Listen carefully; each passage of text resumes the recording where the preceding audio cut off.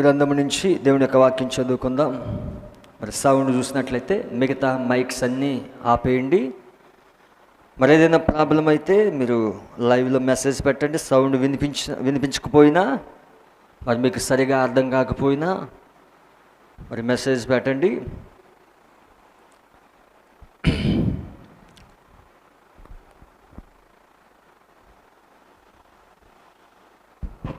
దేవుని నామానికి మహిమ కలిగిన గాక. మీకు అందరికీ స్పష్టంగా వినిపిస్తుందని నమ్ముతున్నాను. ఈ సమయంలో దేవుని యొక్క పరిశుద్ధ గ్రంథము నుండి మీరందరూ అలాగే నిలబడి ఉండగా దేవుని యొక్క వాక్యము మనము చదివేటప్పుడు ఖచ్చితంగా లేచి నిలబడాలి. మరి మీరు మీ ఇండ్లలో మీ యొక్క కుటుంబంతో లేచి నిలబడి దేవుని యొక్క వాక్యాన్ని మరి చదివేటప్పుడు మనం లేచి నిలబడటం అనేది దేవుని గౌరవించుట. మన జాతీయ గీతం పాడేటప్పుడు ఎలాగైతే లేచి నిలబడి మనం జాతీయ గీతం పాడతామో మరి అలాగనే మరి దేవుని యొక్క వాక్యము మనము చదివేటప్పుడు లేచి నిలబడటం అనేది దేవుని గౌరవించుట. సౌండ్ కరెక్ట్గా సరిపోలేదు, ఇది కూడా రావట్లేదు. ఒకసారి సెట్ చేయండి యవనస్తులు, కరెక్ట్గా నాకు కూడా వినిపించాలి ఈ సౌండ్ అంతా. దేవుని నామానికి మహిమ కలిగిన గాక. హల్లెలూయా. మీకు అందరికీ స్పష్టంగా వినిపిస్తుందని నమ్ముతున్నాను. లేనట్లయితే మెసేజ్ పెట్టండి. మరి దేవుని యొక్క వాక్యం నుండి దానియేలు గ్రంథము 7వ అధ్యాయము, దానియేలు గ్రంథము 7వ అధ్యాయము 1వ వచనం నుండి మన దేవుని యొక్క వాక్యం చదువుకుందాం. బబులోను రాజుకు బెల్షస్సరు యొక్క పరిపాలనలో మొదటి సంవత్సరమున దానియేలునకు దర్శనములు కలిగెను. అతడు తన పడక మీద పరుండి ఒక కల కని ఆ కల సంగతిని సంక్షేమంగా వివరించి రాసెను. దానియేలు వివరించి చెప్పినదేమనగా, రాత్రి యందు దర్శనములు కలిగినప్పుడు నేను తేరి చూచుచుండగా ఆకాశపు నలుదిక్కుల నుండి సముద్రం మీద గాలి విసురుట నాకు కనబడెను. అప్పుడు 4 మిక్కిలి గొప్ప జంతువులు మహాసముద్రంలో నుండి పైకెక్కెను. ఆ జంతువులు ఒకదానికొకటి భిన్నములై ఉండెను.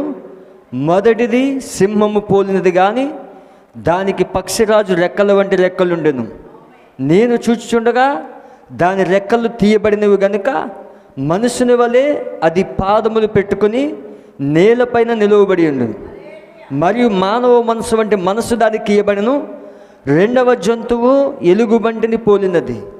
అది ఒక పార్శ్వం మీద పండుకొని తన నోట పండ్ల మధ్య 3 ప్రక్కటెముకలను పట్టుకున్నది. కొందరు లెమ్ము, విస్తారముగా మాంసము భక్షించుము అని దానితో చెప్పిరి. అటు పిమ్మట చిరుతపులిని పోలిన ఒక జంతువును చూచి తిని దాని వీపున పక్షి రెక్కల వంటి 4 రెక్కలుండెను. దానికి 4 తలలుండెను. దానికి ఆధిపత్యం ఇయ్యబడెను. పిమ్మట రాత్రి యందు నాకు దర్శనములు కలిగినప్పుడు నేను చూచుండగా ఘోరమును భయంకరమునకు 4వ జంతువు ఒకటి కనబడెను. అది తనకు ముందుగా నుండిన ఇతర జంతువులకు భిన్నమైనది. అది మహాబల మహత్యములు గలది. దానికి పెద్ద ఇనుప దంతములను 10 కొమ్ములను నుండెను. అది సమస్తమును భక్షించుచు తుత్తనీయులుగా చేయుచు మిగిలిన దాని కాళ్ళ కింద అనగదొక్కుచుండెను. దేవుడి యొక్క వాక్యము దీవించుగాక. మరొక లేఖన భాగాన్ని మనం చదువుకుందాం. ప్రకటన గ్రంథము వధువు పుస్తకము, ప్రకటన గ్రంథము నుండి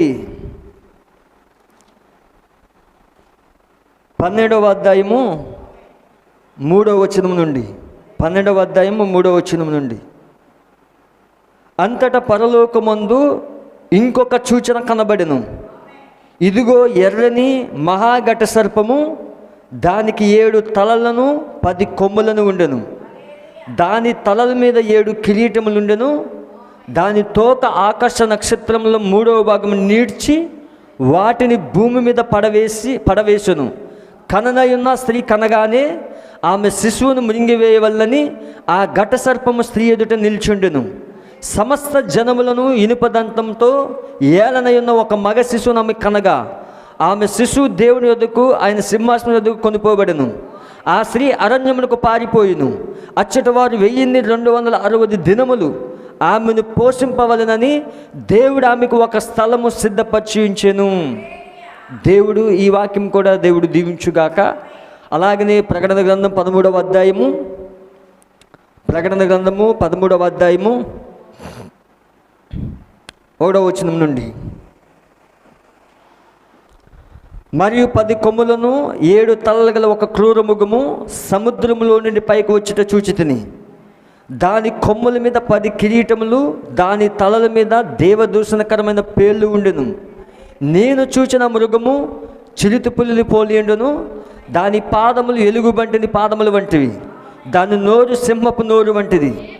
దానికి ఆ ఘట సర్పము తన బలమును, తన సింహాసమును, గొప్ప అధికారము ఇచ్చెను. దేవుడి యొక్క వాక్యము దీవించుగాక. ప్రార్థించుకుందాం. అందరూ కూడా తలలో ఉంచినట్లయితే ప్రతి వారు కూడా ప్రార్థనలు ఏకీభవించమని తెలియజేస్తా ఉన్నాను. పరిశుద్ధుడా, మహోన్నతుడా, సర్వశక్తిమంతుడా, నీ వందనములు స్తోత్రములు చెల్లిస్తూ ఉన్నాను ప్రభువా. ఈ ఉదయకాల సమయంలో దేవా పాటల ద్వారా నిన్ను స్తుతించాము, నీ నామాన్ని ఘనపరిచాము ప్రభువా. అతి ప్రాముఖ్యమైన సమయంలోకి మేము వచ్చాము. ఈ ఉదయము ప్రభువా, మరి దేవా నువ్వు స్వస్థపరిచి యెహోవా ఉన్నావు ప్రభువా. అనేక మంది ప్రభువా కరోనా వైరస్తో బాధపడుతూ ఉన్నారు ప్రభువా. మరి ప్రతి బిడ్డ కొరకు, ప్రతి సంఘము కొరకు, ప్రతి సేవకుని కొరకు ప్రార్థిస్తున్నాము ప్రభువా. నువ్వు స్వస్థపరిచి యెహోవా ఉన్నావు. నువ్వు నిన్న నేడు నిరంతరం ఏకరీతిగా ఉన్న దేవుడవు. నిశ్చయంగా ప్రభువా ప్రతి సేవకుని స్వస్థపరచు దేవా. ప్రతి ప్రతి సంఘ సభ్యుని స్వస్థపరచు దేవా. మరి ఇంకా ఎవరైతే మా బంధువులలో, మా స్నేహితులు ఎవరైతే ఇంకా కరోనాతో బాధపడుచున్నారో ప్రభువా, మా సంఘంలో ఎవరైతే కరోనాతో బాధపడుతూ ఉన్నారో ప్రభువా, ప్రతి బిడ్డని రక్తం కిందకి తీసుకొస్తా ఉన్నాము ప్రభువా. ఓ ప్రతి బిడ్డకి రక్తాన్ని ఆపాదిస్తున్నాము ప్రభువా. నీ గురి దగ్గరికి తీసుకొస్తా ఉన్నాము ప్రభువా. నువ్వు స్వస్థపరచు దేవుడవు నాయన. మరి నువ్వు నిన్న నేడు నిరంతరం ఒకటే రీతిగా ఉన్న దేవుడవు. ఈ ఉదయం ప్రభువా మాతో మాట్లాడమని ప్రార్థిస్తున్నాము ప్రభువా. మరి నిశ్చయంగా దేవా నీ వాక్యము చదివి ఉన్నాము. మరి నీ వాక్యంలో నుండి ప్రభువా నీవే మాట్లాడు దేవా. నీ మధురమైన పరిశుద్ధాత్మ ప్రభువా మాతో మాట్లాడిన గాక ప్రభువా. మరి నిశ్చయంగా దేవా లైవ్ చూస్తున్న వారిని దీవించు నాయనా. మరి దేవా నిశ్చయంగా దేవా ఈ కరోనా వైరస్ ద్వారా ప్రభువా మేము సంఘంలో కలుసుకొనకుండా ప్రభువా మరి ఎవరి ఇంటి వద్ద వారే ప్రభువా వాక్యం వింటా ఉన్నారు ప్రభువా. తప్పక మరి దేవా నీ పరిశుద్ధాత్మ ద్వారా ప్రభువా వారిని వాక్యం వింటున్నప్పుడు నాయన ఓ నీవే అంతరంగ బోధకుడిగా ఉండి ప్రభువా ఓ నీవు అర్థమైనట్లుగా బోధించబడి ప్రార్థిస్తున్నాను ప్రభువా. మరి నిశ్చయంగా దేవా నీవే మా బోధకుడు ప్రభువా. నీవే మా గొప్ప టీచర్ అయి ఉన్నావు ప్రభువా. మరి నిశ్చయంగా దేవా రంగంపైకి మిమ్మల్ని ఆహ్వానిస్తున్నాము ప్రభువా. బలిసిన దూతగా ప్రభు రంగం పైన ఇప్పటికే ప్రభువా వేచి ఉన్నావు ప్రభువా. మాతో మాట్లాడుము దేవా. నిశ్చయంగా దేవా మేము ఏ కాలంలో ఉన్నాము ప్రభువా, ఏ పరిస్థితిలో ఉన్నాము ప్రభువా. నిశ్చయంగా ఈ గడియకు ఒక వర్తమానికుడిని పంపించిన ఆయన మా మనోనేత్రములు తెలిసినందుకు నీకు వందనాలు ప్రభువా. నిశ్చయంగా ప్రభు నీ ప్రవక్తను బట్టి నీకు స్తోత్రాలు ప్రభువా. నీ ప్రవక్తను పంపించిన ఆయన మాకు ప్రభు నీ వెలుగును పంపించినందుకు, ఓ నీ వాక్యాన్ని పంపించినందుకు నీకు వందనాలు స్తోత్రాలు చెల్లిస్తా ఉన్నాము ప్రభువా.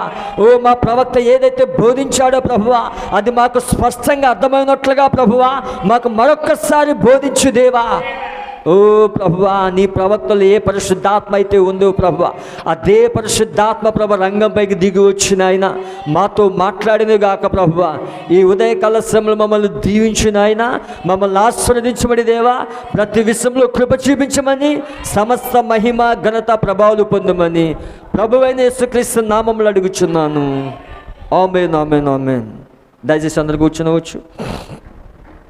కొంచెం సౌండ్ నాకు ఇది పెంచాలి.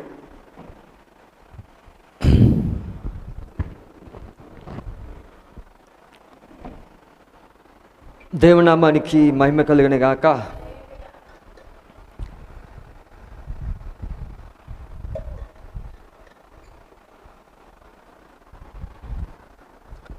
ప్రభువైన యేసుక్రీస్తు నామంలో మీ అందరికీ శుభములు తెలియజేస్తా ఉన్నాను.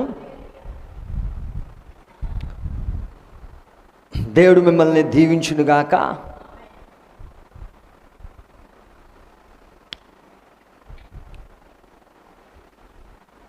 మరి మీ అందరు కూడా క్షేమంగా ఉన్నారని తలస్తా ఉన్నాను. మరి ఉదయకాల సమయంలో మరి లైవ్ చూస్తున్న వాళ్ళకి, అలాగే ఇక్కడ కూడి ఉన్న యవనస్తులకు ప్రభువైన యేసుక్రీస్తు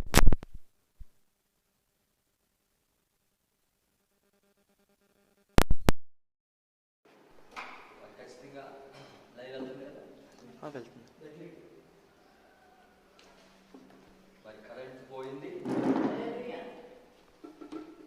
అయితే దేవుని యొక్క వాక్యం మనం చూద్దాము.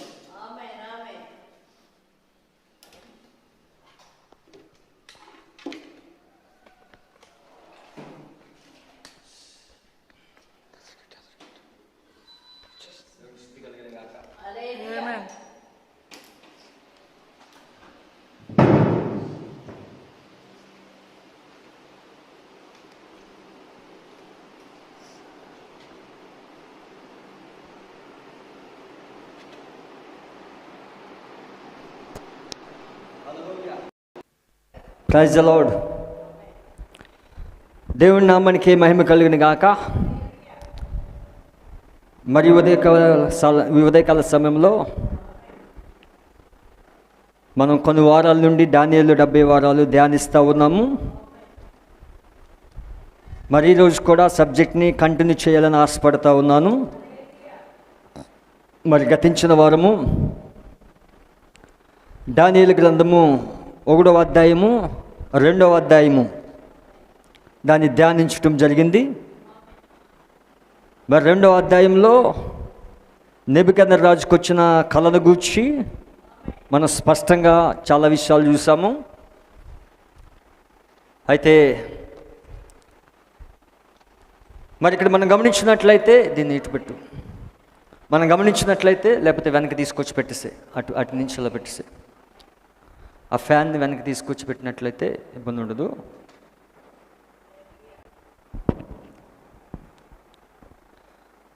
దేవునికి స్తుతి కలిగిన గాక.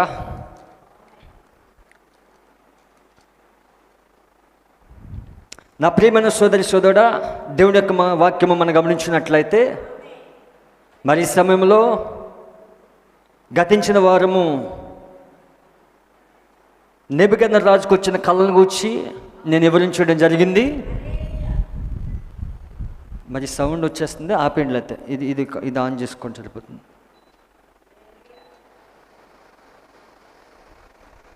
సరే, దయచేసి క్షమించండి, ఇక్కడ కొంచెం వాతావరణం ఇబ్బందిగా ఉన్నది. ఏదేమైనా దేవుడు మనకు సహాయం చేయను గాక. హల్లెలూయా. మరి చూడండి నా ప్రియమైన సోదరి సోదరుడా, మరి మనం 3 బబులోనుల కోసం ధ్యానించాము. ఆది కాండంలో ఒక బబులోను ఉన్నది, పరిశుద్ధ గ్రంథము ప్రారంభంలో ఒక బబులోను ఉన్నది, పరిశుద్ధ గ్రంథం మధ్యలో ఒక బబులోను ఉన్నది, మరి పరిశుద్ధ గ్రంథం యొక్క అంతంలో మహాబబులోను ఉన్నది. ఈ 3 బబులోనుల కోసం స్పష్టంగా చూసాం మనం.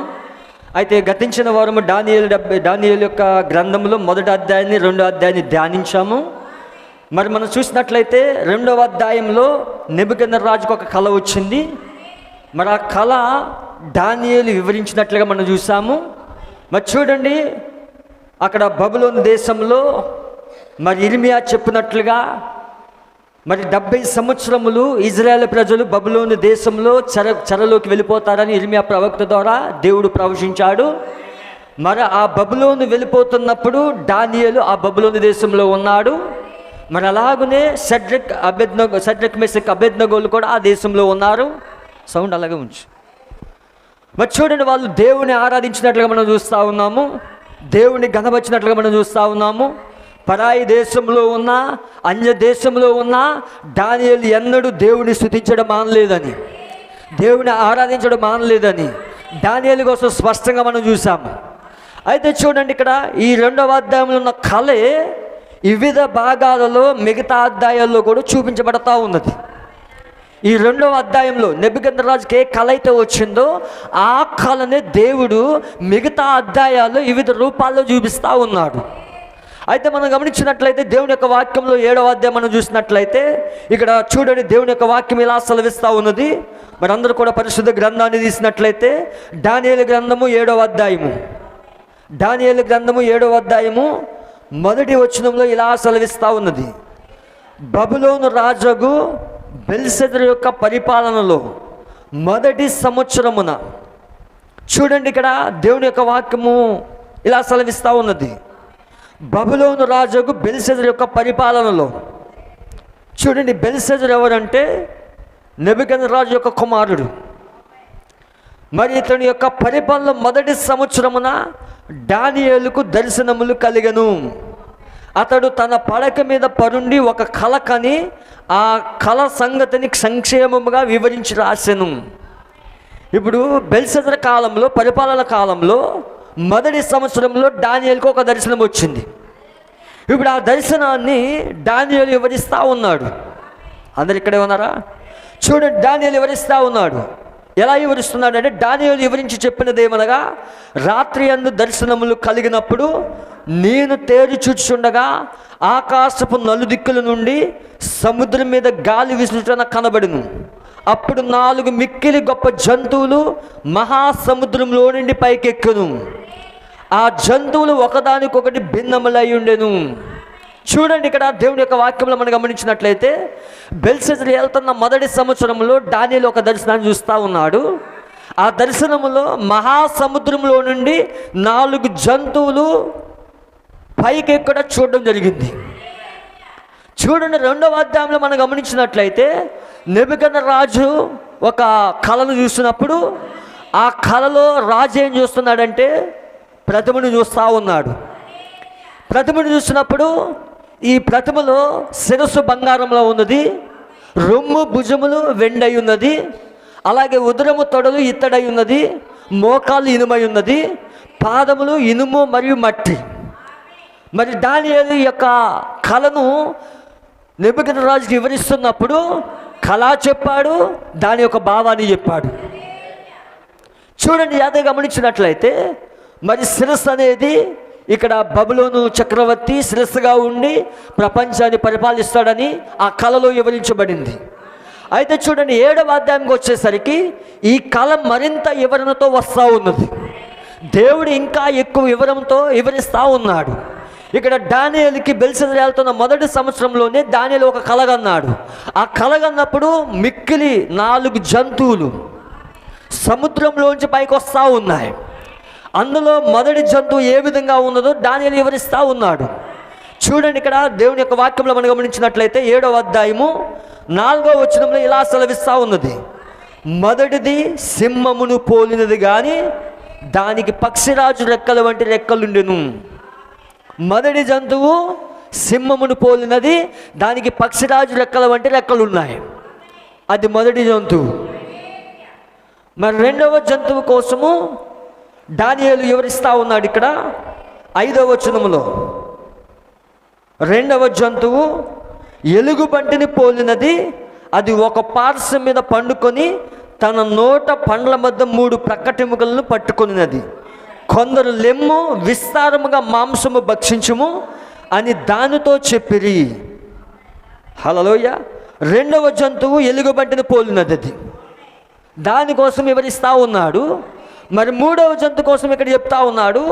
6వ వచనంలో అటు పిమ్మట చిరుత పులిని పోలిన మరి ఒక జంతువును చూచి తిని, దాని వీపున పక్షి రెక్కల వంటి 4 రెక్కలుండను, దానికి 4 తలలుండను, దానికి ఆధిపత్యం ఇయ్యబడును.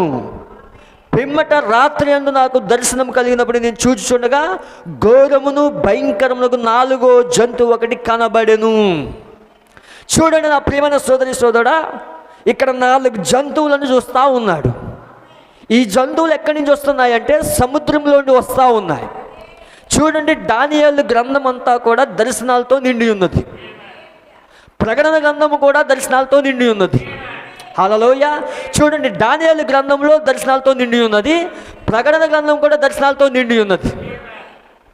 చూడండి, అందుకే దేవుని ప్రవక్త అన్నాడు, దానియేలు గ్రంథము ప్రకటన గ్రంథంతో కలుస్తూ ఉన్నది. దానియేలు గ్రంథంలో ఏ దర్శనాలు అయితే ఉన్నాయో అది ప్రకటన గ్రంథంతో కలుస్తూ ఉన్నది. దేవుని నామమున మహిమ కలుగును గాక. చూడండి, దానియేలు ఆ దర్శనాలు చూస్తున్నప్పుడు దానియేలు ఆ దర్శనాలు వివరించలేదు కానీ, పూర్తిగా వివరించలేదు కానీ, చూడండి ఈ కాలంలో మనకు ఒక దానియేలు వచ్చాడు. మన కాలపు దానియేలు, ఈ కాలపు ప్రవక్త విలియం బ్రన్హం అయి ఉన్నాడు. మరి మన దానియేలు వచ్చినప్పుడు దానియేలు ఏ దర్శనాలు అయితే చూశాడో, ఏ కళలు అయితే చూశాడో ఆ కళలు వివరిస్తూ ఉన్నాడు. పూర్తి వివరముతో ఈ అంతకాలంలో, ఈ చివరి దినాలలో దేవుడు ఈ యొక్క కళల దర్శనాలు వివరిస్తూ ఉన్నాడు. చాలా జాగ్రత్తగా వినండి దేవుడి యొక్క వాక్యాన్ని. ఇప్పుడు ఇక్కడ దానియేలు గ్రంథంలో ఈ దర్శనాలన్నీ కూడా, ఈ కళలన్నీ కూడా సింబాలిక్గా రాయబడ్డాయి, గురుతుల రూపంలో రాయబడింది. అందుకే ప్రకటన గ్రంథం కూడా గురుతుల రూపంలో రాయబడింది. హల్లెలూయా. ప్రకటన గ్రంథం కూడా గురుతుల రూపంలో రాయబడింది, అది సింబాలిక్గా రాయబడింది. అయితే 7వ దూత వచ్చి ఆ కళలు వివరించాడు, ఆ దర్శనాలు వివరించాడు. అయితే ఇక్కడ సముద్రంలో నుంచి వస్తూ ఉన్న ఈ జంతువులు చూడండి, దేవుని యొక్క వాక్యం గమనించినట్లయితే అప్పుడు 4 మిక్కిలి గొప్ప జంతువులు మహాసముద్రంలోని పైకెక్కును. ఇవి జంతువులు ఎక్కడి నుంచి వస్తున్నాయంటే మహాసముద్రంలోంచి వస్తూ ఉన్నాయి. అసలు సముద్రము దేనికి సాదృశ్యం? ఈరోజు ప్రతి మాటను నేను వివరించాలని ఆశపడతా ఉన్నాను. ఖచ్చితంగా మీ పరిశుద్ధ గ్రంథాలు మీరు వాక్యము చూసినట్లయితే రిఫరెన్స్లు ఎక్కువ ఉంటాయి. అలాగే ప్రవక్త చెప్పిన విషయాలు కూడా నేను మీకు చూపిస్తాను. అయితే చూడండి, ప్రకటన గ్రంథం మనం గమనించినట్లయితే ప్రకటన గ్రంథము 17వ అధ్యాయము, ప్రకటన గ్రంథం 17వ అధ్యాయము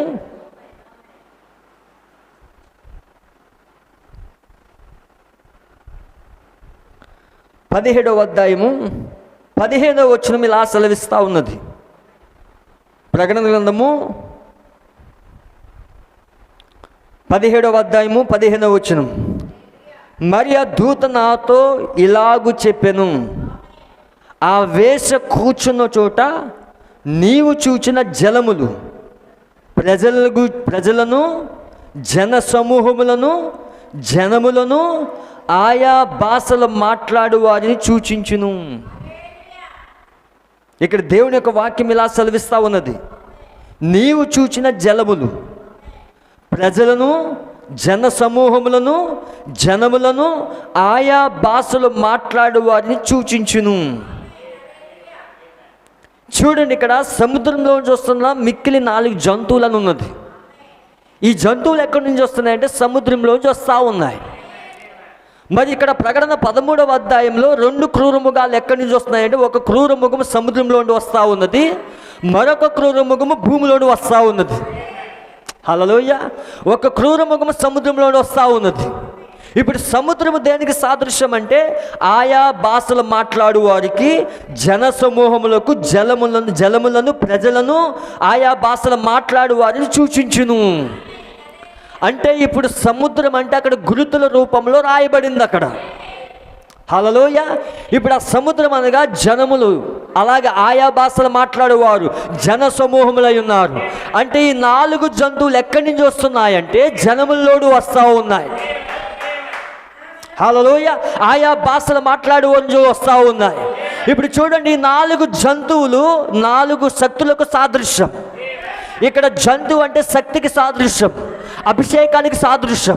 ఇప్పుడు 4 అభిషేకాలు, ఇప్పుడు 4 రాజ్యాలు ఏలుతున్న సమయంలో 4 అభిషేకాలు పనిచేస్తూ ఉన్నాయి. ఇప్పుడు 4 అభిషేకాలు ఎక్కడి నుంచి వస్తున్నాయి అంటే సముద్రంలోంచి వస్తూ ఉన్నాయన్నాడు. సముద్రం అంటే జన సమూహములలో నుండి, ఆయా భాషలు మాట్లాడే వారిలో నుండి ఆ 4 యొక్క శక్తులు వస్తూ ఉన్నాయి, ఆ 4 అభిషేకాలు వస్తూ ఉన్నాయి.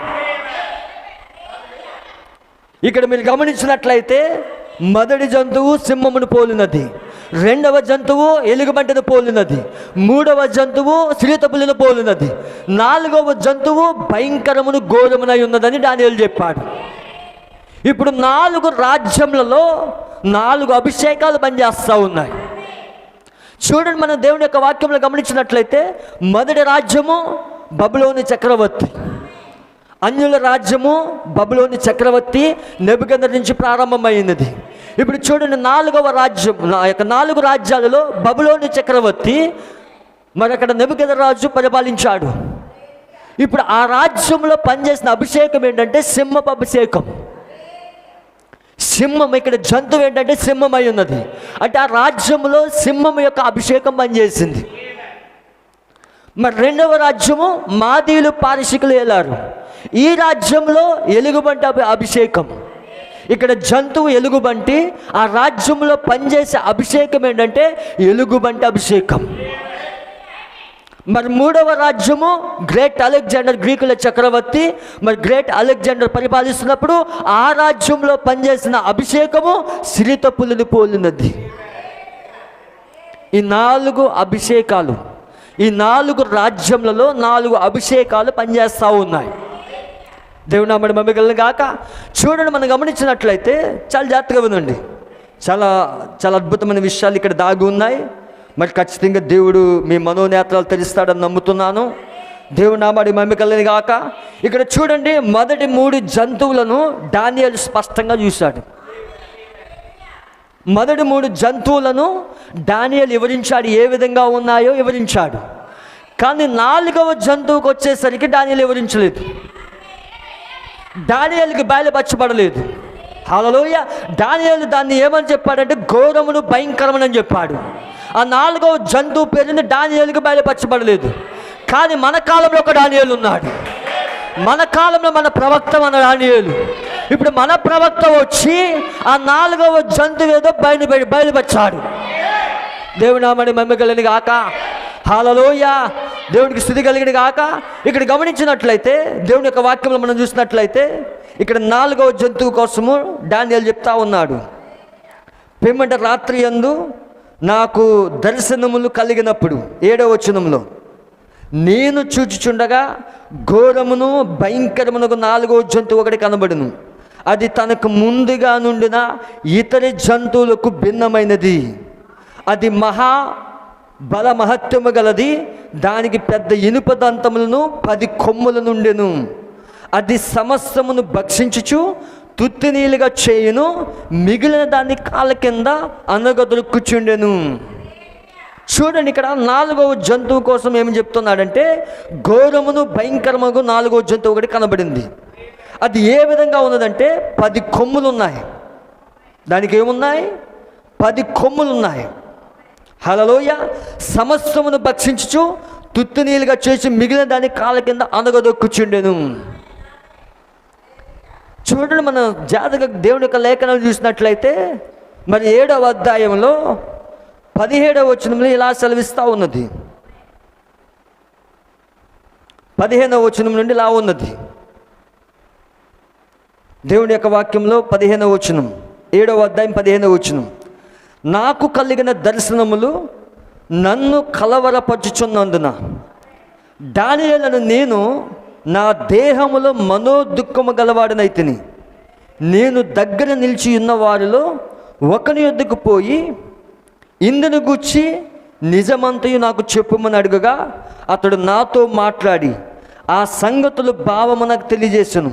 ఎట్లనగా ఈ మహా జంతువులు 4 అయ్యుండి లోకమందు ప్రభుత్వం చేయబోవు 4 రాజులను సూచించుచున్నది.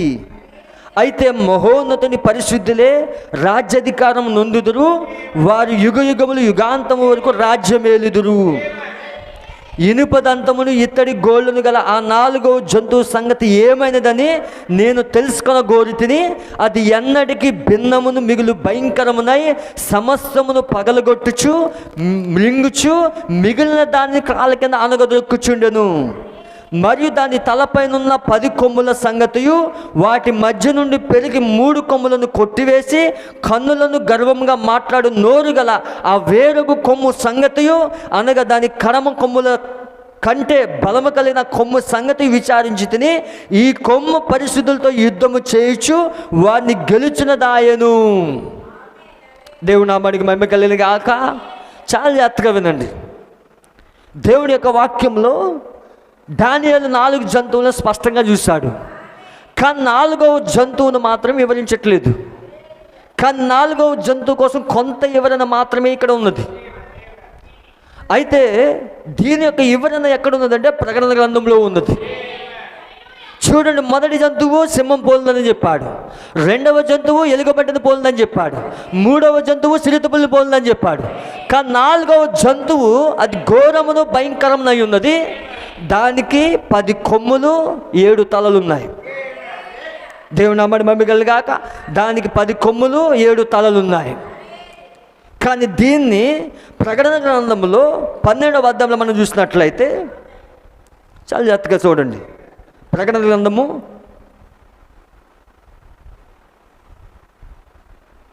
12వ అధ్యాయము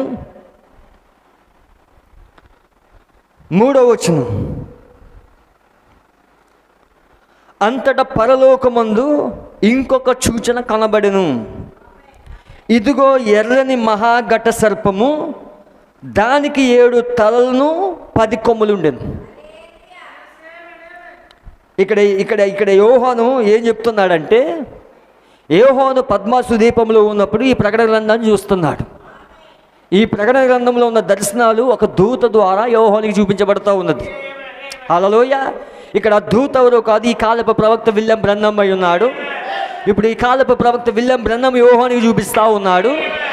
ఇప్పుడు ఇక్కడ ఏమని చూపించబడతా ఉన్నదంటే చూడండి, 3వ వచనంలో అంతటా పరలోకమందు ఇంకొక సూచన కనబడెను. ఇదిగో ఎర్రని మహాఘట సర్పము, దానికి 7 తలలు 10 కొమ్ములు ఉండెను.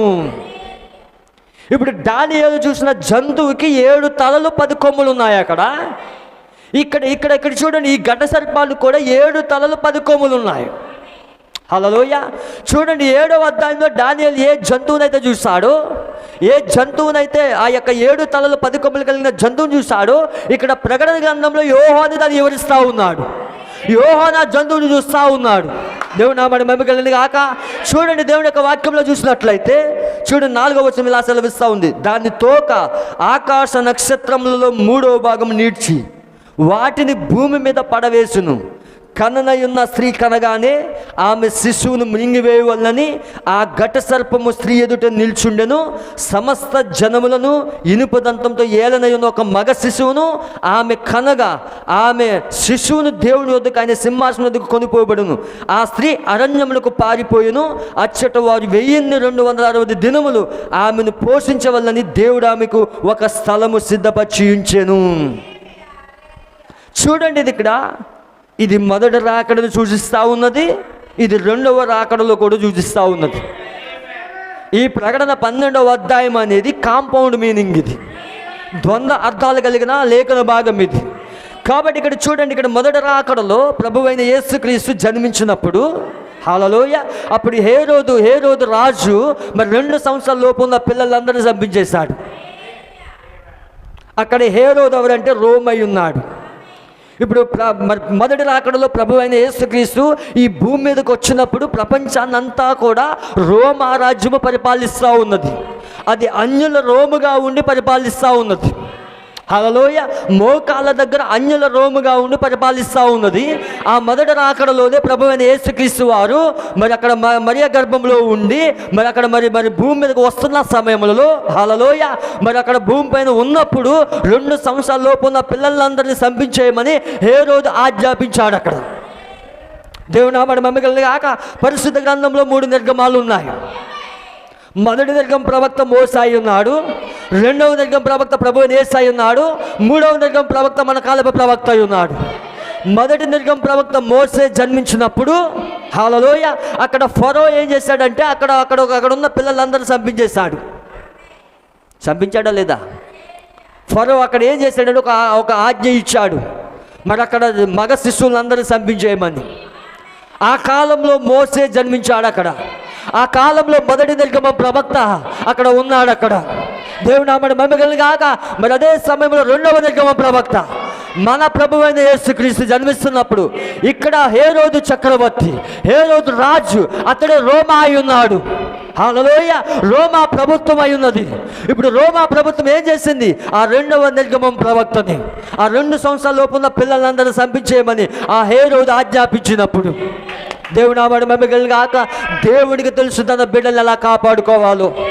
దేవుడికి తెలుసు మొదటి నిర్గమ ప్రవక్తను ఎలా కాపాడాలో. దేవుడికి తెలుసు 3వ నిర్గమ ప్రవక్తను ఎలా కాపాడాలో. హల్లెలూయా. దేవుని నామమున మహిమ కలుగును గాక. మొదటి నిర్గమ ప్రవక్త మోసేని కాపాడాడు.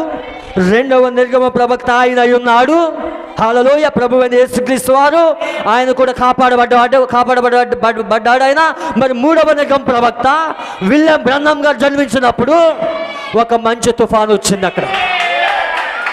ఆ మంచు తుఫాను వచ్చినప్పుడు చార్లెస్ బ్రన్హామ్ అక్కడ లేడు, విలియం బ్రన్హామ్ యొక్క తండ్రి అక్కడ లేడు.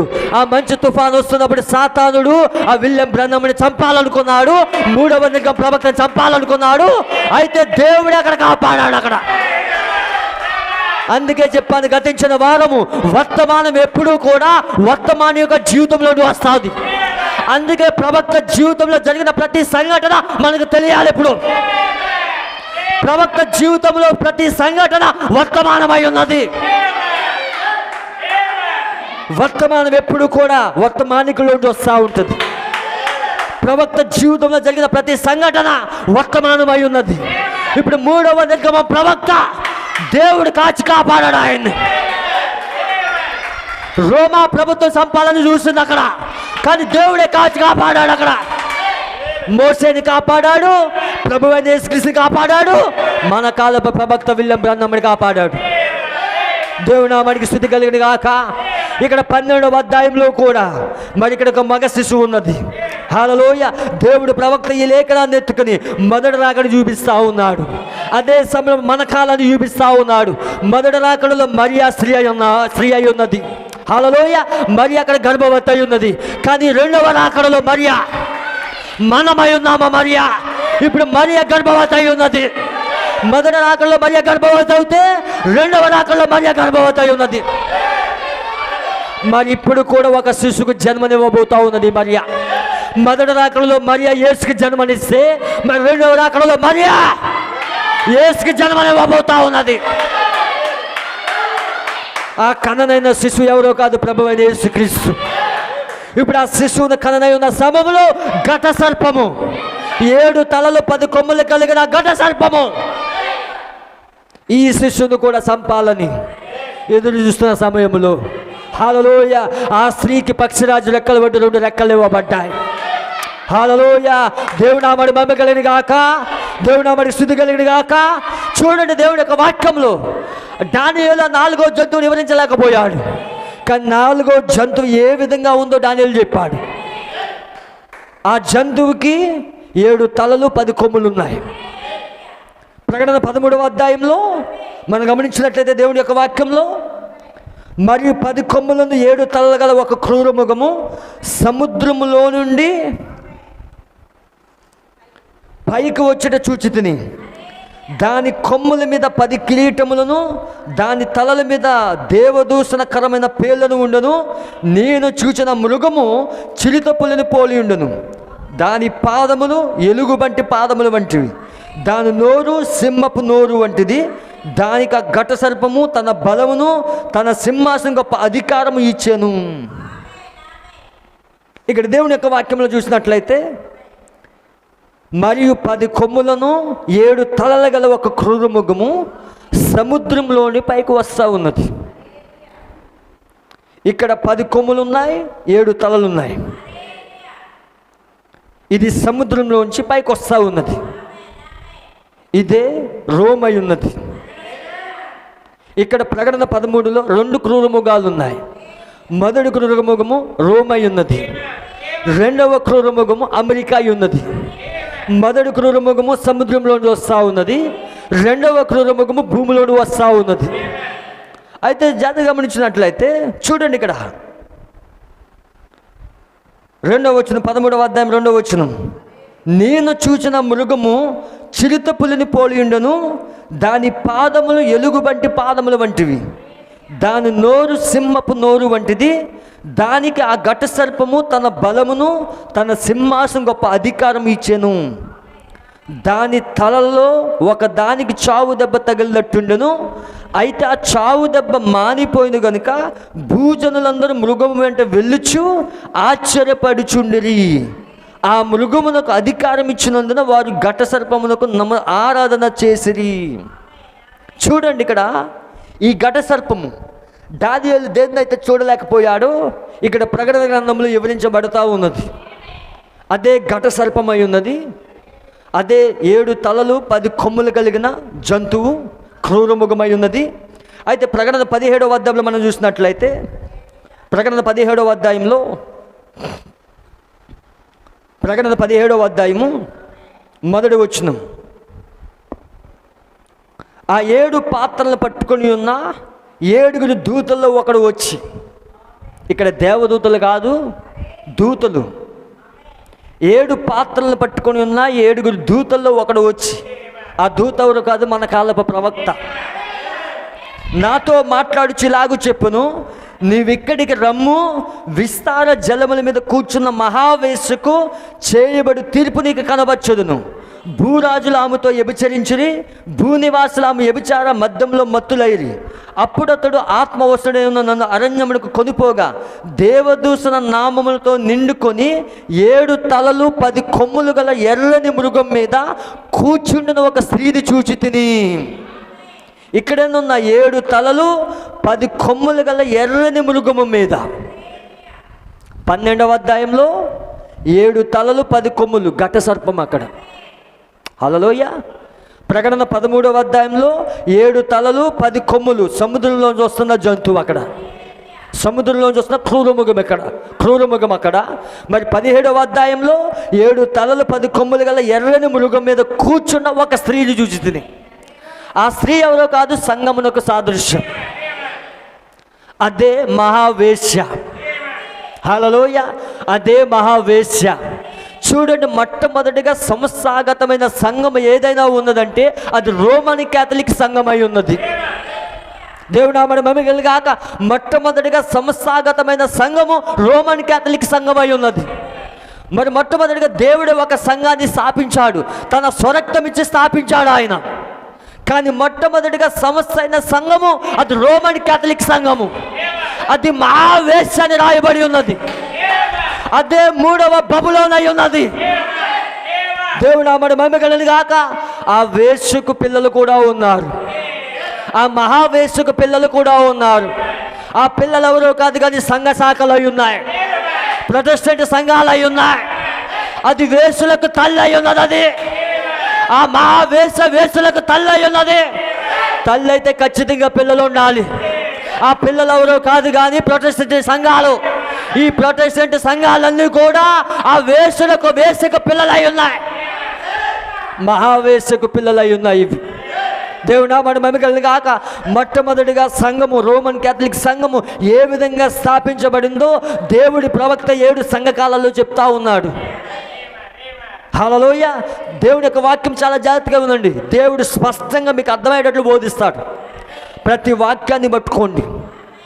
ఈరోజు దానియేలు గ్రంథం 8వ అధ్యాయంలో ఒక కళ వివరించబోతా ఉన్నాను నేను. దేవుడు నామమున మహిమ కలుగుగాక.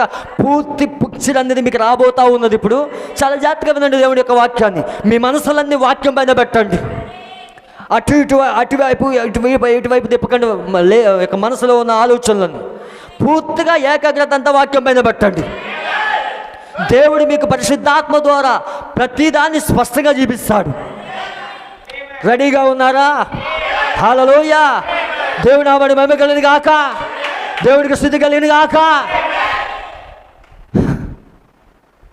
ఇప్పుడు యొక్క 7 సంఘకాలలో దేవుని ప్రవక్త ఏ విధంగా రోమన్ క్యాథలిక్ సంఘం అనేది స్థాపించబడిందో స్పష్టంగా వివరిస్తూ ఉన్నాడు. పెర్గమా సంఘకాలంలో మీ దగ్గర 7 సంఘకాల పుస్తకం ఉన్నా లేకపోతే యాప్ ఉన్నా చూడవచ్చు. 7 సంఘకాలలో పెర్గమా సంఘకాలము 100వ పారాగ్రాఫ్లో దేవుని ప్రవక్త ఇలా చెప్తా ఉన్నాడు. చాలా జాగ్రత్తగా వినండి.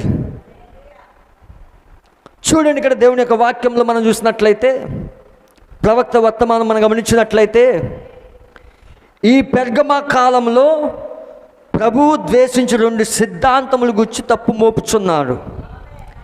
విగ్రహాలను తీసుకొచ్చిన బిలాము యొక్క బోధ, బయల్పేరు యొద్ద ఇజ్రాయేల్ను విపరీతమగు పాపము చేయనట్లుగా ప్రోత్సహించను. నికోలాయితుల బోధ అది ఇంతకు ముందుండినది కానీ ఎఫెసు కాలంలో క్రియలుగా ఉండినది. పెర్గమా సాతాను యొక్క సింహాసనంగా ఉన్నదని ఆయన నొక్కి చెప్పెను. ఈ వాస్తవము ఆయన యొక్క నేరారోపణలతో జోడించండి. బాబేలు యొక్క మతము మొత్తం మీద ఏదో ఒక విధంగా క్రైస్తత్వంలో కలిసిపోయినది. ఆది కాండంలో బాబేలు ఉన్నదా? హల్లెలూయా. ఆది కాండంలో బబులోను ఉన్నది. మతాలన్నీ ఎక్కడ స్థాపించబడ్డాయంటే బబులోనులో. ఆది కాండం బబులోనులోనే మొత్తం మతాలన్నీ స్థాపించబడ్డాయి. ఏ మతమైన పుట్టినిల్లు ఎక్కడంటే మొదటి బబులోనులో స్థాపించబడింది. మొదటి బబులోనులోనే ఆరిజిన్ అది. అక్కడి నుంచే ప్రతి మతము పుట్టుకొచ్చింది. దేవుడు నామమున మహిమ కలుగాక. ఆ బాబేలు మతం క్రైస్తత్వంలో ఎలా కలిసిపోయిందో వివరిస్తూ ఉన్నాడు ప్రవక్త. అది మనం చాలా తేలికగాను ఖచ్చితంగాను చెప్పవచ్చు. ఇది కేవలము ఊహాగానము కాదు కానీ చారిత్రక సత్యము. దాదాపుగా క్రీస్తు శకము 36 వద్దకు వెళ్ళి ఆ చరిత్ర ద్వారా మనము దాన్ని రుజువు చేయగలము. 325లోని నైస్యాను ఆలోచన సమితి వద్దకు రండి. క్రైస్తవులు యెరూషలేము నుండి చెదరగొట్టబడి, క్రైస్తత్వము నైసా సభలోనే చెదరగొట్టబడింది. ముఖ్యంగా జన్మరిత యూదులు వారు చెదిరిపోయిన ప్రతి దేశంలోనూ సువార్తను బోధించరు. క్రైస్తవులు, ఆనాటి క్రైస్తవులు అపోస్తులు ఎవరైతే చెదిరిపోయారో వాళ్ళు చెదిరిపోయిన ప్రాంతాలన్నీ కూడా సువార్తను బోధించారు. ముఖ్యంగా సమాజ మందిరంలో బోధించరి. ఆ విధముగా 3 సంవత్సరాల్లో లేదా దాదాపు క్రీస్తు 36లో జూనియస్ మరియు ఆండోనికలస్ ద్వారా సువార్త రోములోకి వెళ్ళను.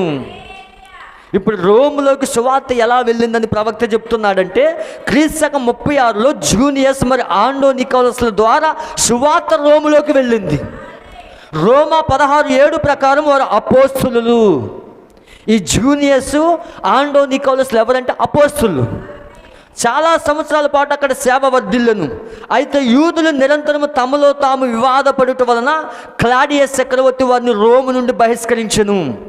ఆ పట్టణములో నుండి యూదులు బహిష్కరించబడట వలన ఆ చిన్న సంఘము వెన్నుముక విరిగిపోయినట్లయినది. బహుశా పెద్దలు యూదులుగా ఉండరేమో గనుక అది కూడా పోయినది. సభ్యులు హాజరు కాలేదు, మరియు మార్గదర్శిగా వాక్యం రాయబడలేదు గనుక ఈ చిన్న మంద దారి తొలగబోవటం చాలా తేలికగా జరిగినది. లేక వేదాంత పండితులు వీరిని తేలికగా ఆ దినము గల అన్యబోధ వైపు త్రిప్పగలిగిరి. క్రూరమగు తోడేళ్ళు చొరబడినవి. క్రీస్తు విరోధి ఆత్మ విడుదలైనది. ఆ రోములోని చిన్న సంఘము భయంకరంగా వెనుకకు జారినది. మనము చరిత్ర ద్వారా దాన్ని కనుగొందాము. క్రైస్తవ బిరుదుల కింద అన్య ఉద్యమములు పరిచయం చేయసాగిరి. దేవుని నామమున మహిమ గాక. ఇప్పుడు అన్యాచారాలు క్రైస్తత్వంలోకి ఎలాగొచ్చాయో ప్రవక్త వివరిస్తూ ఉన్నాడు. ఇక్కడ ఎలాగో క్రైస్తత్వం దిగజారిపోయింది, ఎలాగో అన్య పండుగలు క్రైస్తత్వంలోకి వచ్చాయి, దాన్ని వివరిస్తున్నాడు ప్రవక్త. మరి 102వ పారాగ్రాఫ్లో ఇలా చెప్తా ఉన్నాడు. 13 సంవత్సరాల పాటు ఈ బహిష్కరణ కొనసాగునందున పునాది వేసిన జూనియస్ మరి ఆండ్రోనికస్లు క్రీస్తు శకం 54 వరకు తిరిగి రాలేదు. ఆ తర్వాత వారు వచ్చేసరికి క్రైస్తవ పేరు కలిగిన అన్య సంఘము చూచి ఎంతగా తల్లడిల్లిందురో మీరు ఊహించండి. 2 అపోస్తులు వచ్చారు. 2 అపోస్తులు మరి అక్కడ జూనియర్స్ మరి ఆండ్రోనికస్లు వచ్చి అక్కడ సంఘాన్ని స్థాపించారు, సువార్త బోధించారు. అయితే వాళ్ళు వెళ్ళిపోయిన తర్వాత మరి వాళ్ళు మెల్లగా వాళ్ళు లోక విధానంలోకి వెళ్ళిపోయారు, అన్య ఆచారాల్లోకి వెళ్ళిపోయారు. మళ్ళా వారు తిరిగి వచ్చేసరికి సంఘంలో అన్య ఆచారాలు ఉన్నాయి. వాళ్ళు ఆ సంఘాన్ని చూసి ఎంతో తల్లడిల్లిపోయారు. ఆలయంలో బలిపీఠం మీద దాని మీద వారు ధూపం వేయచ్చు అన్య ఆచారములు అమలు చేయుచుండిరి. ఆ సంఘమును స్థాపించిన నాయకుల దగ్గరికి రాలేకపోయిరి. కావున నమ్మకంగా నిల్చున్న కొద్దిమంది విశ్వాసులు, హల్లెలూయా, నమ్మకంగా నిలిచిన కొద్దిమంది విశ్వాసులు, వారే ఎన్నుకోబడిన వారు, వాళ్ళే ఏర్పరచబడిన వారు నూతన సంఘముని ఏర్పాటు చేసుకున్నది. అది రోములోని 2వ సంఘము. దేవుడు తన కృప వారి మధ్య కనపరిచి అద్భుతములు సూచకలు జరిగించును. అందువల్ల 3వ సంఘం ప్రారంభమాయను. అన్య ఆచారములతో కొనసాగుతున్న మొదటి సంఘము నిందించినా కానీ అది తన యొక్క పేరును మార్చుకొనక అలాగే ఉంచుకొనును. కానీ ఆరాధనలో క్రైస్తవులు లేరు. కానీ ఇకను అది రోము యొక్క ప్రథమ సంఘముగా నిలిచి ఉన్నది. అది రోమన్ క్యాథలిక్ చర్చ్.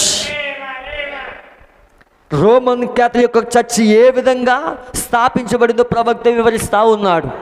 ఇప్పుడు రోమాలో ఉన్న ఆ యొక్క అన్య ఆచారాలన్నీ కూడా క్రైస్తత్వంలోకి ఏ విధంగా చొప్పించబడ్డాయో ప్రవక్త వివరిస్తూ ఉన్నాడు.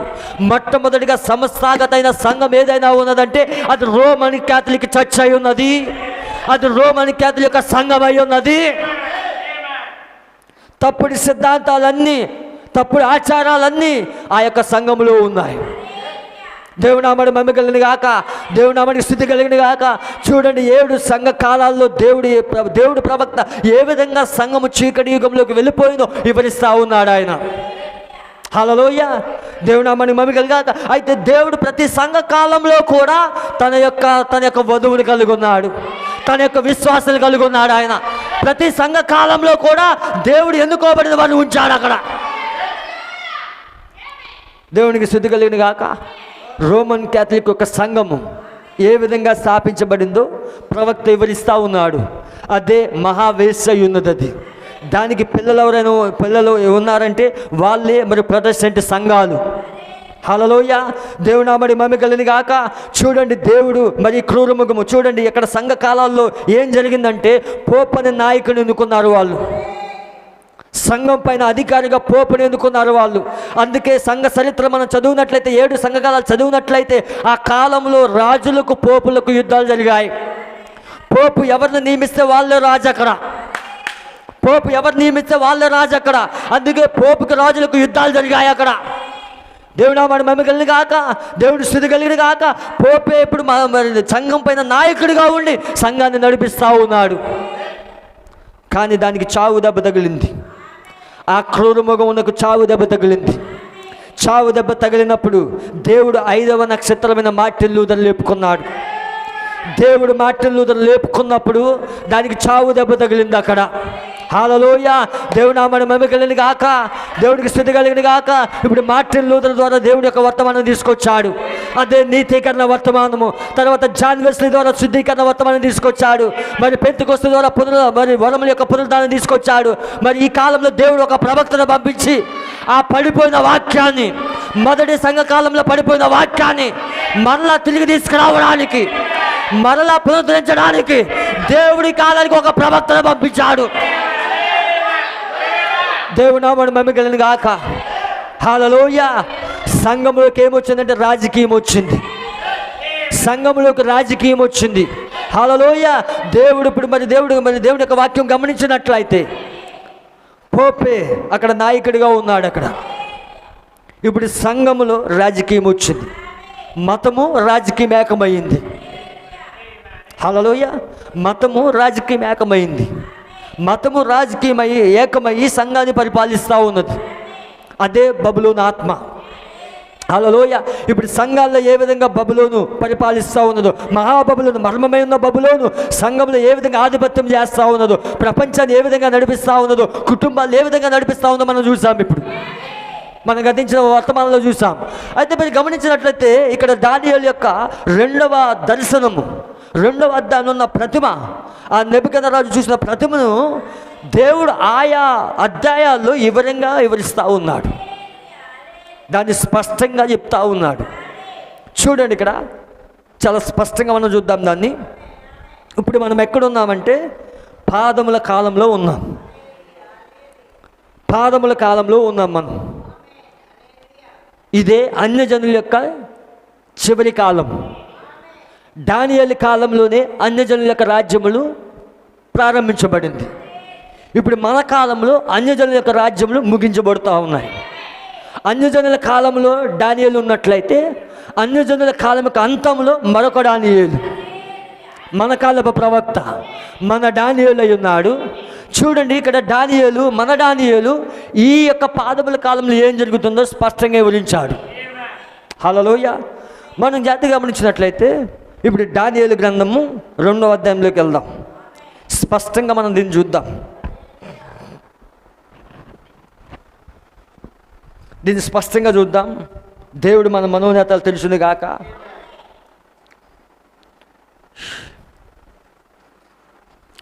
దానియేలు గ్రంథము 2వ అధ్యాయం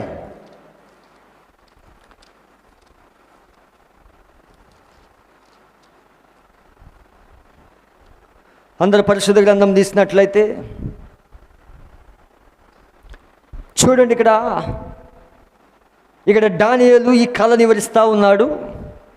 అలాగే కళ యొక్క భావాన్ని కూడా వివరిస్తూ ఉన్నాడు. అయితే మనం గమనించినట్లయితే 2వ అధ్యాయము 37వ వచనం ఇలా సెలవిస్తూ ఉంది. 36వ వచనం ఇలా ఉన్నది: తాము కనిన కల ఇదే, దాని భావము రాజు సముఖమున మేము తెలియజెప్పెదము.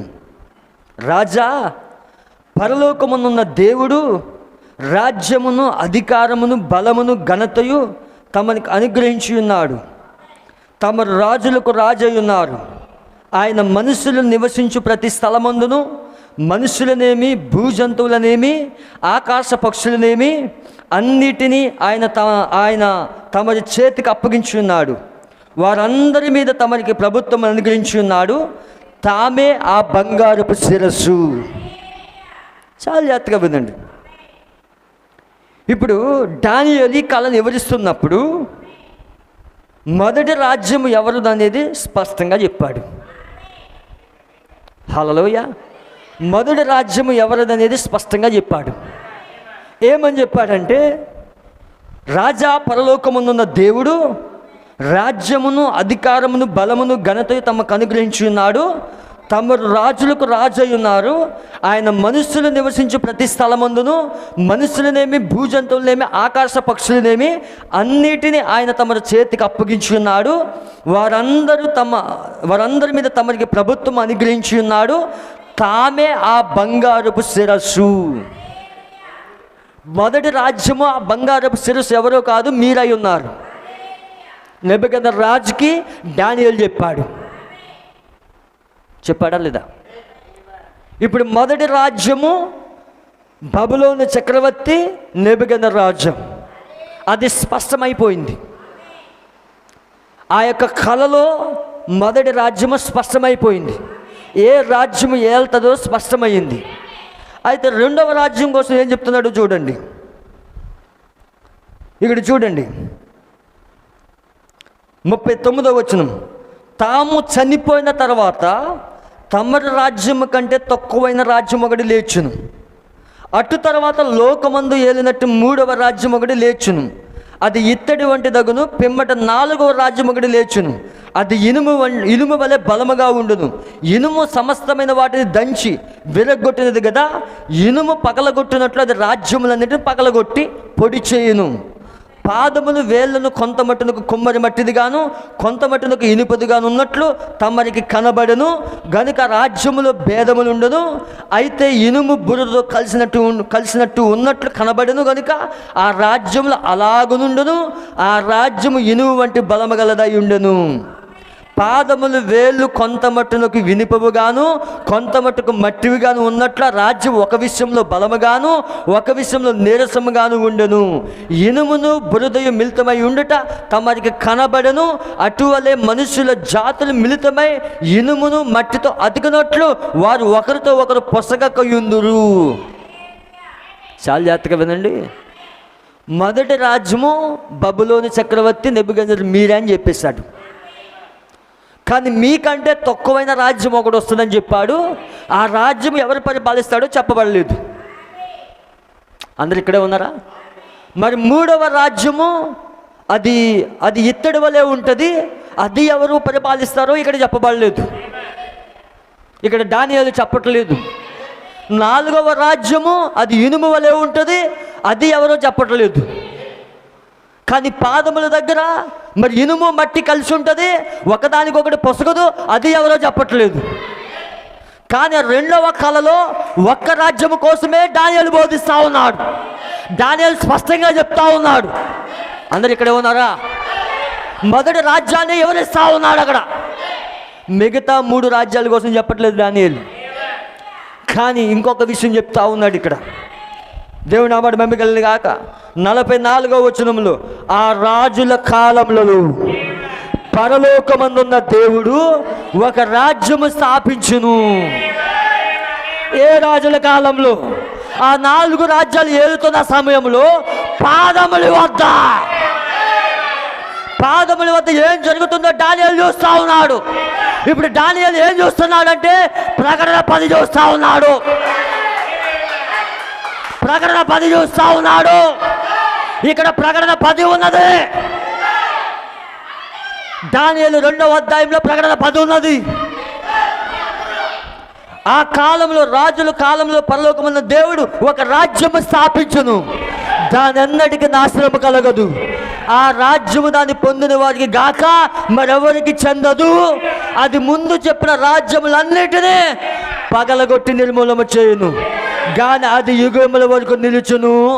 చేతి సాయము లేక పర్వతములో నుండి తీయబడిన రాయి, ఇనుమును, ఇత్తడిని, మట్టిని, వెండిని, బంగారమును పగలగొట్టగా తమను చూసితిరే. ఇప్పుడు దానియేలు ఏం చూస్తా ఉన్నాడు? ప్రకటన 10 చూస్తా ఉన్నాడు. చేతి సాయం లేని రాయి దానియేలు చూస్తా ఉన్నాడు. అది పాదముల యొక్క రాజ్యంలో వచ్చింది. పాదముల దగ్గర ఉన్న రాజ్యంలో ఆ చేతి సాయం లేని రాయి వచ్చింది. అదే ప్రకటన 10. దేవుడు ఒక రాజ్యాన్ని స్థాపిస్తూ ఉన్నాడు. శిరస్సు కాలంలో స్థాపించట్లేదు ఆయన, రొమ్ము భుజముల కాలంలో స్థాపించట్లేదు ఆయన, ఉదరము తొడల కాలంలో స్థాపించట్లేదు ఆయన, మోకాళ్ళ కాలంలో స్థాపించట్లేదు. పాదముల యొద్ద ఉన్నప్పుడు దేవుడు ఒక రాజ్యాన్ని స్థాపిస్తూ ఉన్నాడు. ఇప్పుడు మనం ఎక్కడున్నాం? పాదముల కాలంలో ఉన్నాం. ఇప్పుడు పాదముల కాలంలో మనం ఉన్నాం. ఈ కాలంలోనే దేవుడు ఒక రాజ్యాన్ని స్థాపిస్తా ఉన్నాడు. దేవుడు నామమును మహిమకలుగుగాక. చేతి సాయం లేని రాయి వచ్చింది. దానియేలు ప్రకటన 10ని దానియేలు కాలంలో చూశాడు. దేవుడు దానియేలు కాలంలోనే మన కాలాన్ని దానియేలు చూశాడు. దానియేలు మన కాలాన్ని చూశాడు. చేతి సాయం లేని రాయిని చూశాడు. దానియేలు తల రాయిని చూశాడు. దానియేలు ఆ శిరస్సును చూశాడు. దానియేలు 1983 చూశాడు. దేవుడు నామమును మహిమకలుగుగాక. దానియేలు ప్రకటన 10 చూశాడు. దానియేలు ప్రకటన 11 చూశాడు. అక్కడ పాదముల కాలంలో చేతి సాయం లేని రాయి దిగి వచ్చింది. అక్కడ ఈ 2వ అధ్యాయంలో ఒక్క రాజ్యాన్ని చూపిస్తూ ఉన్నాడు. అదే శిరస్సు కాలాన్ని చూపిస్తూ ఉన్నాడు. అది బంగారు శిరస్సుగా ఉండి నెబుకద్నెజరు మొత్తము ప్రపంచాన్ని ఏల్తాడని చెప్పి 2వ అధ్యాయంలో ఒక్క రాజ్యం కోసమే బోధిస్తూ ఉన్నాడు. మరి మిగతా 2వ రాజ్యము, 3వ రాజ్యము, 4వ రాజ్యం కోసం మరి దానియేలు ఎక్కడ చూశాడు? ఈ 2వ అధ్యాయంలో కొద్ది భాగాన్ని చూశాడు. హల్లెలూయా. మరి 7వ అధ్యాయంలోకి వెళ్ళేసరికి ఈ కళ యొక్క వివరణ ఇంకా స్పష్టంగా ఉన్నది. అక్కడ 2వ అధ్యాయంలో ఉన్న కళే 7వ అధ్యాయంలో దానియేలుకి ఇంకా స్పష్టంగా చూస్తూ ఉన్నాడు. అక్కడ దానియేలు ఇంకా స్పష్టంగా కళను చూస్తూ ఉన్నాడు. ఆయన దేవుని నామమును మహిమకలుగుగాక. హల్లెలూయా. మీరందరూ సంతోషంగా ఉన్నారని నమ్ముతున్నాను. హల్లెలూయా. అందుకే నాకు వాక్యం అంటే ఇష్టం. వాక్యం అంటే చాలా ఇష్టం నాకు. ఎందుకంటే దేవుడు మర్మాలు విప్పుతూ ఉన్నప్పుడు, దేవుడు లేఖనాలు తెలుస్తూ ఉన్నప్పుడు, దేవుడు ఇంకా స్పష్టంగా చూసే కనులు ఇస్తూ ఉన్నప్పుడు, హల్లెలూయా, దేవుడి సన్నిధిలో ఉన్న ఆనందం కంటే ఇంకెక్కడ ఆనందం లేదు. హల్లెలూయా. అందుకే దావీదు అన్నాడు, క్రొవ్వు మెదడు దొరుకుతున్నట్లు దేవుని యొక్క వాక్యం నాకు దొరుకుతూ ఉన్నది.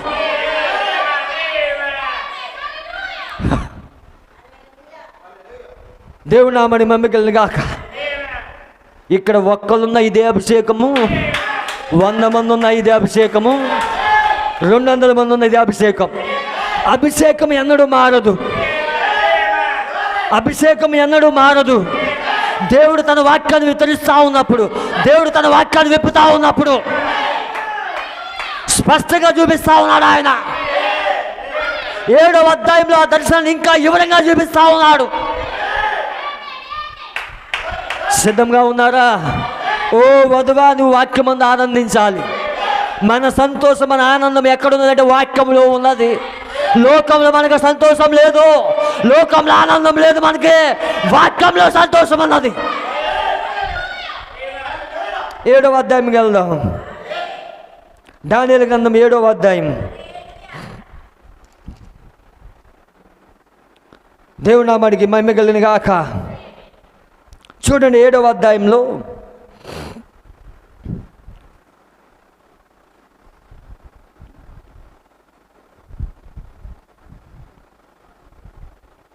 ఇక్కడ మనం గమనించినట్లయితే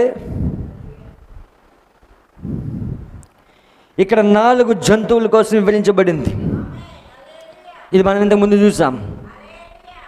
అందులో మొదటి రాజ్యంలో సింహం యొక్క అభిషేకం, 2వ రాజ్యంలో ఎలుగుబంటి అభిషేకం, 3వ రాజ్యంలో చిరుతపుల అభిషేకం, మరి 4వ జంతువు మరి 7 తలలు 10 కొమ్ములు కలిగిన జంతువది. ఇక్కడ అభిషేకాల కోసం రాయబడింది. దానియేలు స్పష్టంగా 3 జంతువులు చూస్తూ ఉన్నాడు. అయితే మనం గమనించినట్లయితే దేవుని యొక్క వాక్యంలో మనం చూసినట్లయితే 7వ అధ్యాయంలో కొంచెం ముందుకెళ్తా ఉన్నాడు దానియేలు. చూడండి ఇక్కడ దేవుని యొక్క వాక్యంలో మనం చూసినట్లయితే దానియేలు గ్రంథము 7వ అధ్యాయం 17వ వచనం. 7వ అధ్యాయము 17వ వచనం.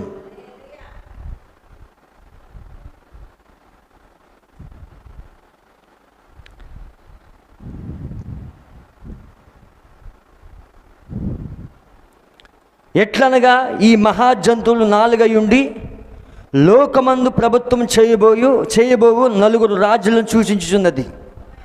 అయితే మహోన్నతిని పరిశుద్ధులే రాజ్యాధికారం నొందుదురు. వారు యుగయుగములు యుగాంతముల వరకు రాజ్యమేలుదురు.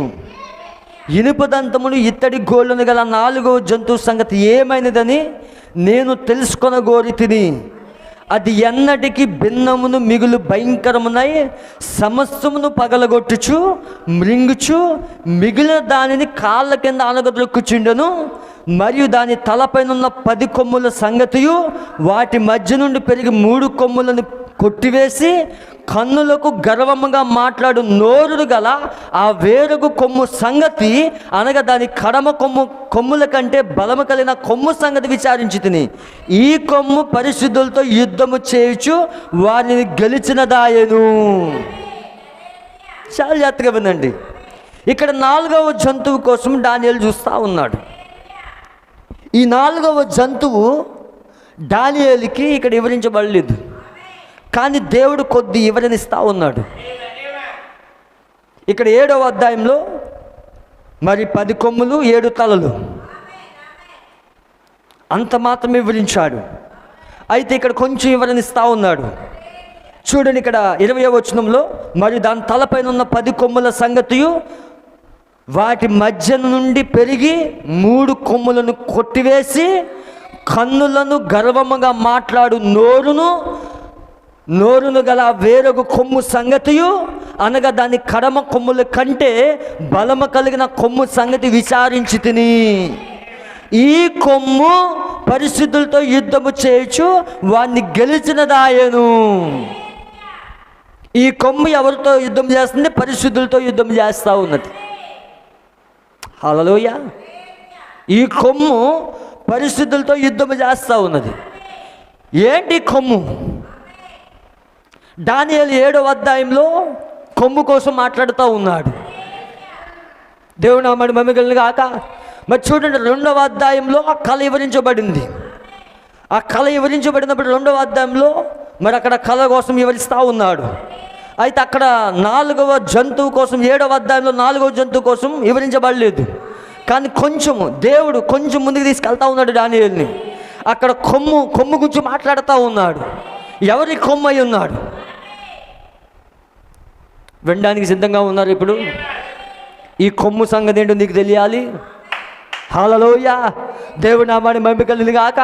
అందుకే దానియేలుకి మరొక దర్శనం దేవుడు ఇస్తూ ఉన్నాడు.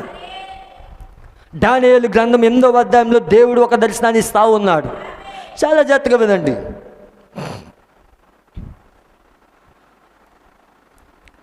ఈ కొమ్ము కోసం ఇక్కడ ఇలా రాయబడింది.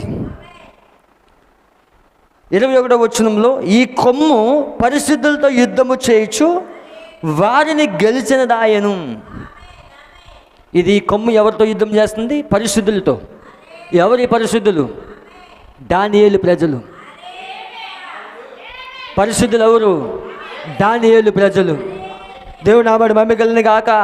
చూడండి, ఆ మహారుద్ధుడు వచ్చి మహోన్నతుని పరిశుద్ధుల విషయంలో తీర్పు తీర్చు వరకు అలాగూ జరుగును. కానీ సమయం వచ్చినప్పుడు ఆ పరిశుద్ధుల రాజ్యము నేలుదురని సంగతి నేను గ్రహించి తిని, నేను అడిగిన దానికి ఆ పరిచారకుడికి ఇలాగూ చెప్పును, ఆ 4వ జంతువు లోకములో తక్కిన 3 రాజ్యములకు భిన్నమగు 4వ రాజ్యమును సూచించుచున్నది. అది సమస్తము అనగదొక్కుచు పగలగొట్టుచు లోకమంతయు భక్షించును. ఆ 10 కొమ్ములు ఆ రాజ్యము నుండి పుట్టబోవు 10 మంది రాజులను సూచించుచున్నవి. కడపటి ముందుగా ఉన్న రాజులకు భిన్నమగు మరి ఒక రాజు పుట్టి ఆ 3 రాజులు పడద్రోయును. ఆ రాజు మహోన్నతుడికి విరోధముగా మాట్లాడుచు, ఈ రాజు మహోన్నతుడికి విరోధంగా మాట్లాడుచు మహోన్నతుడి భక్తులను నలగగొట్టును. అతడు పండుగ కాలములను న్యాయ పద్ధతులు నివారణ చేయి బూనుకొనును. వారు ఒక కాలములు అర్ధకాలము అతని వశమును ఉంచబడుదురు. అతని అధికారం నశింపచేయుటకు నిర్మూలము చేయుటకు తీర్పు విధింపబడింది కనుక అది కొట్టివేయబడును. ఆకాశమంతటి కిందనున్న రాజ్యము, అధికారము, రాజ్య మహత్యమును మహోన్నతుని పరిశుద్ధులకు చెందును. దేవుడు నామడి మమ్మికల్ని గాక. స్పష్టంగా వినండి. ఇక్కడ 3 జంతువులు ఉన్నాయి. దానియేలు దర్శనంలో చూస్తూ ఉన్నాడు. ఈ 3 జంతువులు, మొదటి సింహము పోలినది, 2వది ఎలుగుబంటి పోలినది, 3వది సిరిటి పుల్లి పోలినది. ఈ 3 అభిషేకాలు కలిసి 4వ జంతువులు కుమ్మరించబడతా ఉన్నాయి. దానియేలు గ్రంథంలో 4 జంతువులు చూస్తూ ఉన్నాడు. ప్రకటన గ్రంథంలో యోహాను 4 గుర్రాలు చూస్తూ ఉన్నాడు. ప్రకటన గ్రంథంలో 4 గుర్రాలు ఉన్నాయి. మొదటిది తెల్లని గుర్రము, 2వది నల్లని గుర్రము, 2వది ఎర్రని గుర్రము, 3వది నల్లని గుర్రము. ఈ 3 గుర్రాల యొక్క రంగులు కలిస్తే వచ్చేదే 4వ గుర్రం. అదే పాండుర వర్ణపు గుర్రం. హల్లెలూయా. ఇక్కడ 4 జంతువులు ఎలాగైతే ఉన్నాయి, ఇక్కడ 4 గుర్రాలు ఉన్నాయి. ఇక్కడ 4 జంతువులు, ఇక్కడ 4 జంతువులు అభిషేకాలకి సాదృశ్యము. ఇక్కడ 4 గుర్రాలు కూడా అభిషేకాలకి సాదృశ్యం. అక్కడ తెల్లని గుర్రం ఉన్నది, ఎర్రని గుర్రం ఉన్నది, నల్లని గుర్రం ఉన్నది, పాండుర వర్ణపు గుర్రము. ఈ 3 రంగులు కలిస్తే వచ్చేదే పాండురంగ వర్ణపు గుర్రం. మనం ఇప్పుడు ఎక్కడున్నామంటే 4వ ముద్రలో ఉన్నాం. 4వ ముద్రలో స్వారీ చేయవాడు ఎవరంటే పాండుర వర్ణపు గుర్రం. హల్లెలూయా. దానిపైన స్వారీ చేస్తా ఉన్నాడు. అది మృత్యువై ఉన్నది. అది 4వ గుర్రం పైన స్వారీ చేయవాడు మృత్యువై ఉన్నాడు. ఇప్పుడు 4వ ముద్ర నడుస్తుందా లేదా? ప్రపంచమంతా 4వ గుర్రం పైన స్వారీ చేస్తా ఉన్నాడు. ఎక్కడ చూసినా మృత్యువే, ఎక్కడ చూసినా మరణమే. మరణం ఏలుతున్న దినాల్లో మనం ఉన్నాం. అయితే నువ్వు రక్తం క్రింద ఉండుట దేవుడు నీకు భద్రత ఇస్తూ ఉంటాడు. ఆ రోజు మొదటి నిర్గమంలో ఎలా అయితే మోసే అక్కడ ఐగుప్తులో ఉన్నప్పుడు 10 తెగుళ్ళు కుమ్మరించబడతా ఉన్నప్పుడు గోషెనులో మాత్రమే వెలుగు. అక్కడ ఐగుప్తు అంతా కటిగా చీకటి. అక్కడ గోషెనులో మాత్రమే వెలుగు ఉన్నది. అక్కడ ఐగుప్తు అంతా తెగుళ్ళు కుమ్మరించబడతా ఉన్నాయి. వాళ్ళు గోషెనులో ఏం చేస్తూ ఉన్నారు? కుటుంబములతో కలిసి గొర్రె పిల్లను భుజిస్తూ ఉన్నారు. హల్లెలూయా. కుటుంబంతో కలిసి గొర్రె పిల్లలు పూజిస్తూ ఉన్నారు. గొర్రె పిల్ల రక్తం కింద ఉన్నారు. మరి ఇప్పుడు వధువు ఎక్కడున్నది? కుటుంబములతో కలిసి గొర్రె పిల్లలు పూజిస్తూ ఉన్నారు. హల్లెలూయా. వాక్యాన్ని పూజిస్తూ ఉన్నారు. నువ్వు శీఘ్రముగా యేసుక్రీస్తు రక్తం కింద ఉన్నావు. గొర్రె పిల్ల రక్తం కింద ఉన్నావు. ఐగుప్తులో తెగులు కుమ్మరించబడతా ఉన్నాయి. రక్తపు గురుతు ఎవరి ఇంటి ద్వారం పైన ఉంటుందో ఆ సంహారపు దూత వారిని తాకకుండా హల్లెలూయా. ఆ సంహారపు దూత వారిని తాకకుండా ఆ గురితే కాపాడుతుంది. దేవుని నామమున మహిమ కలుగును గాక. ఖచ్చితంగా నీ పైన ఇంటి పైన గుర్తు ఉండాలి. గుర్తు లేకపోతే ఆ సంహారపు దూత వచ్చి నిన్ను మింగి వేస్తుంది. గుర్తు ఖచ్చితంగా ఆపాదించబడాలి. గుర్తు నీ పక్కింటోడుకుంటే కాదు, నీకు కూడా ఉండాలి. గుర్తు నువ్వు కలిగి ఉండాలి. నీ పైన ఆపాదించబడాలి. గురుతు నీ భార్యకు ఉండాలి, గురుతు నీ యొక్క భర్తకు ఉండాలి, గురుతు నీ పిల్లలకు ఉండాలి, గురుతు నీ తల్లిదండ్రులకు ఉండాలి. హల్లెలూయా. గురుతు నీ ఇంటి పైన ఉండాలి. ఖచ్చితంగా దూత చెప్పాడు, సంహారపు దూత వస్తాడని చెప్పాడు. ఏ ఇంటి ద్వారం పైన అయితే గురుతు లేదో అక్కడ మరణం. అక్కడ ఇప్పుడు 4వ గుర్రం పైన స్వారీ చేయవాడు మృత్యువై ఉన్నాడు. ఇప్పుడు సంహారపు దూత తిరుగుతూ ఉన్నాడు. హల్లెలూయా. అందుకే ప్రభుత్వాలు చెప్తా ఉన్నాయి, మీరు ఇండ్లలో ఉండండి. మీరు ఇంట్లోనే ఉంటేనే సురక్షితంగా ఉంటారు. ప్రభుత్వాలు హెచ్చరిస్తూ ఉన్నాయి, మీరు ఇండ్లలో ఉంటే సురక్షితంగా ఉంటారు, ఆ వైరస్ నుంచి కాపాడబడతారు. హల్లెలూయా.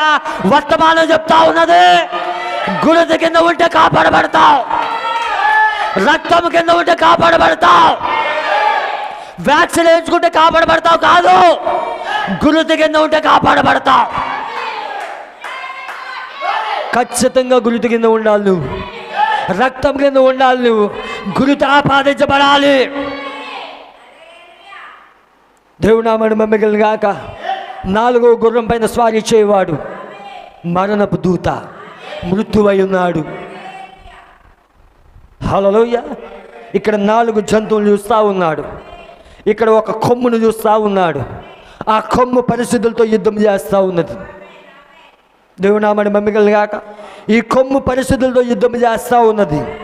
అయితే 8వ అధ్యాయంలో ఒక దర్శనాన్ని చూస్తూ ఉన్నాడు దానియేలు. హల్లెలూయా.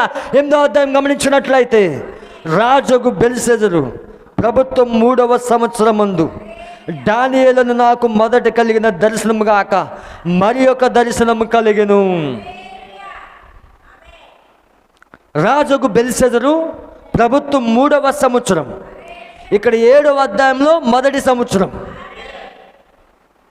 ఇది రాజుకు బెల్షెజర్ కాలంలో. అప్పటికి నెబుకద్నెజరు చనిపోయాడు. ఇక్కడ బెల్షెజర్ కాలంలో నడుస్తూ ఉన్నది. ఇప్పుడు బెల్షెజర్ కాలంలో మొదటి సంవత్సరంలో దానియేలుకు ఒక కళ వచ్చింది. ఆ కళలో 4 జంతువులు చూపించబడ్డాయి. 3 జంతువులు స్పష్టంగా చూశాడు. 4వ జంతువు అది మరి 7 తలలు 10 కొమ్ములను చూశాడు. మరి అక్కడే చిన్న కొమ్ము వచ్చింది. హల్లెలూయా. అక్కడ వరకే వివరించబడింది. అయితే 8వ అధ్యాయము ఈ కళను ఇంకా దేవుడు ఇంకా ఎక్కువ వివరముతో వివరిస్తూ ఉన్నాడు. దేవుడు ఇప్పుడు దానియేలుకి ఇంకా చూపిస్తూ ఉన్నాడు, దర్శన రూపంలో చూపిస్తూ ఉన్నాడు. వినటానికి రెడీగా ఉన్నారా? హల్లెలూయా. దేవుని నామమున మహిమ కలుగును గాక. 3వ సంవత్సరంలో దానియేలుకి ఒక దర్శనం కలిగింది. నేను ఆ దర్శనము చూచుచుంటిని.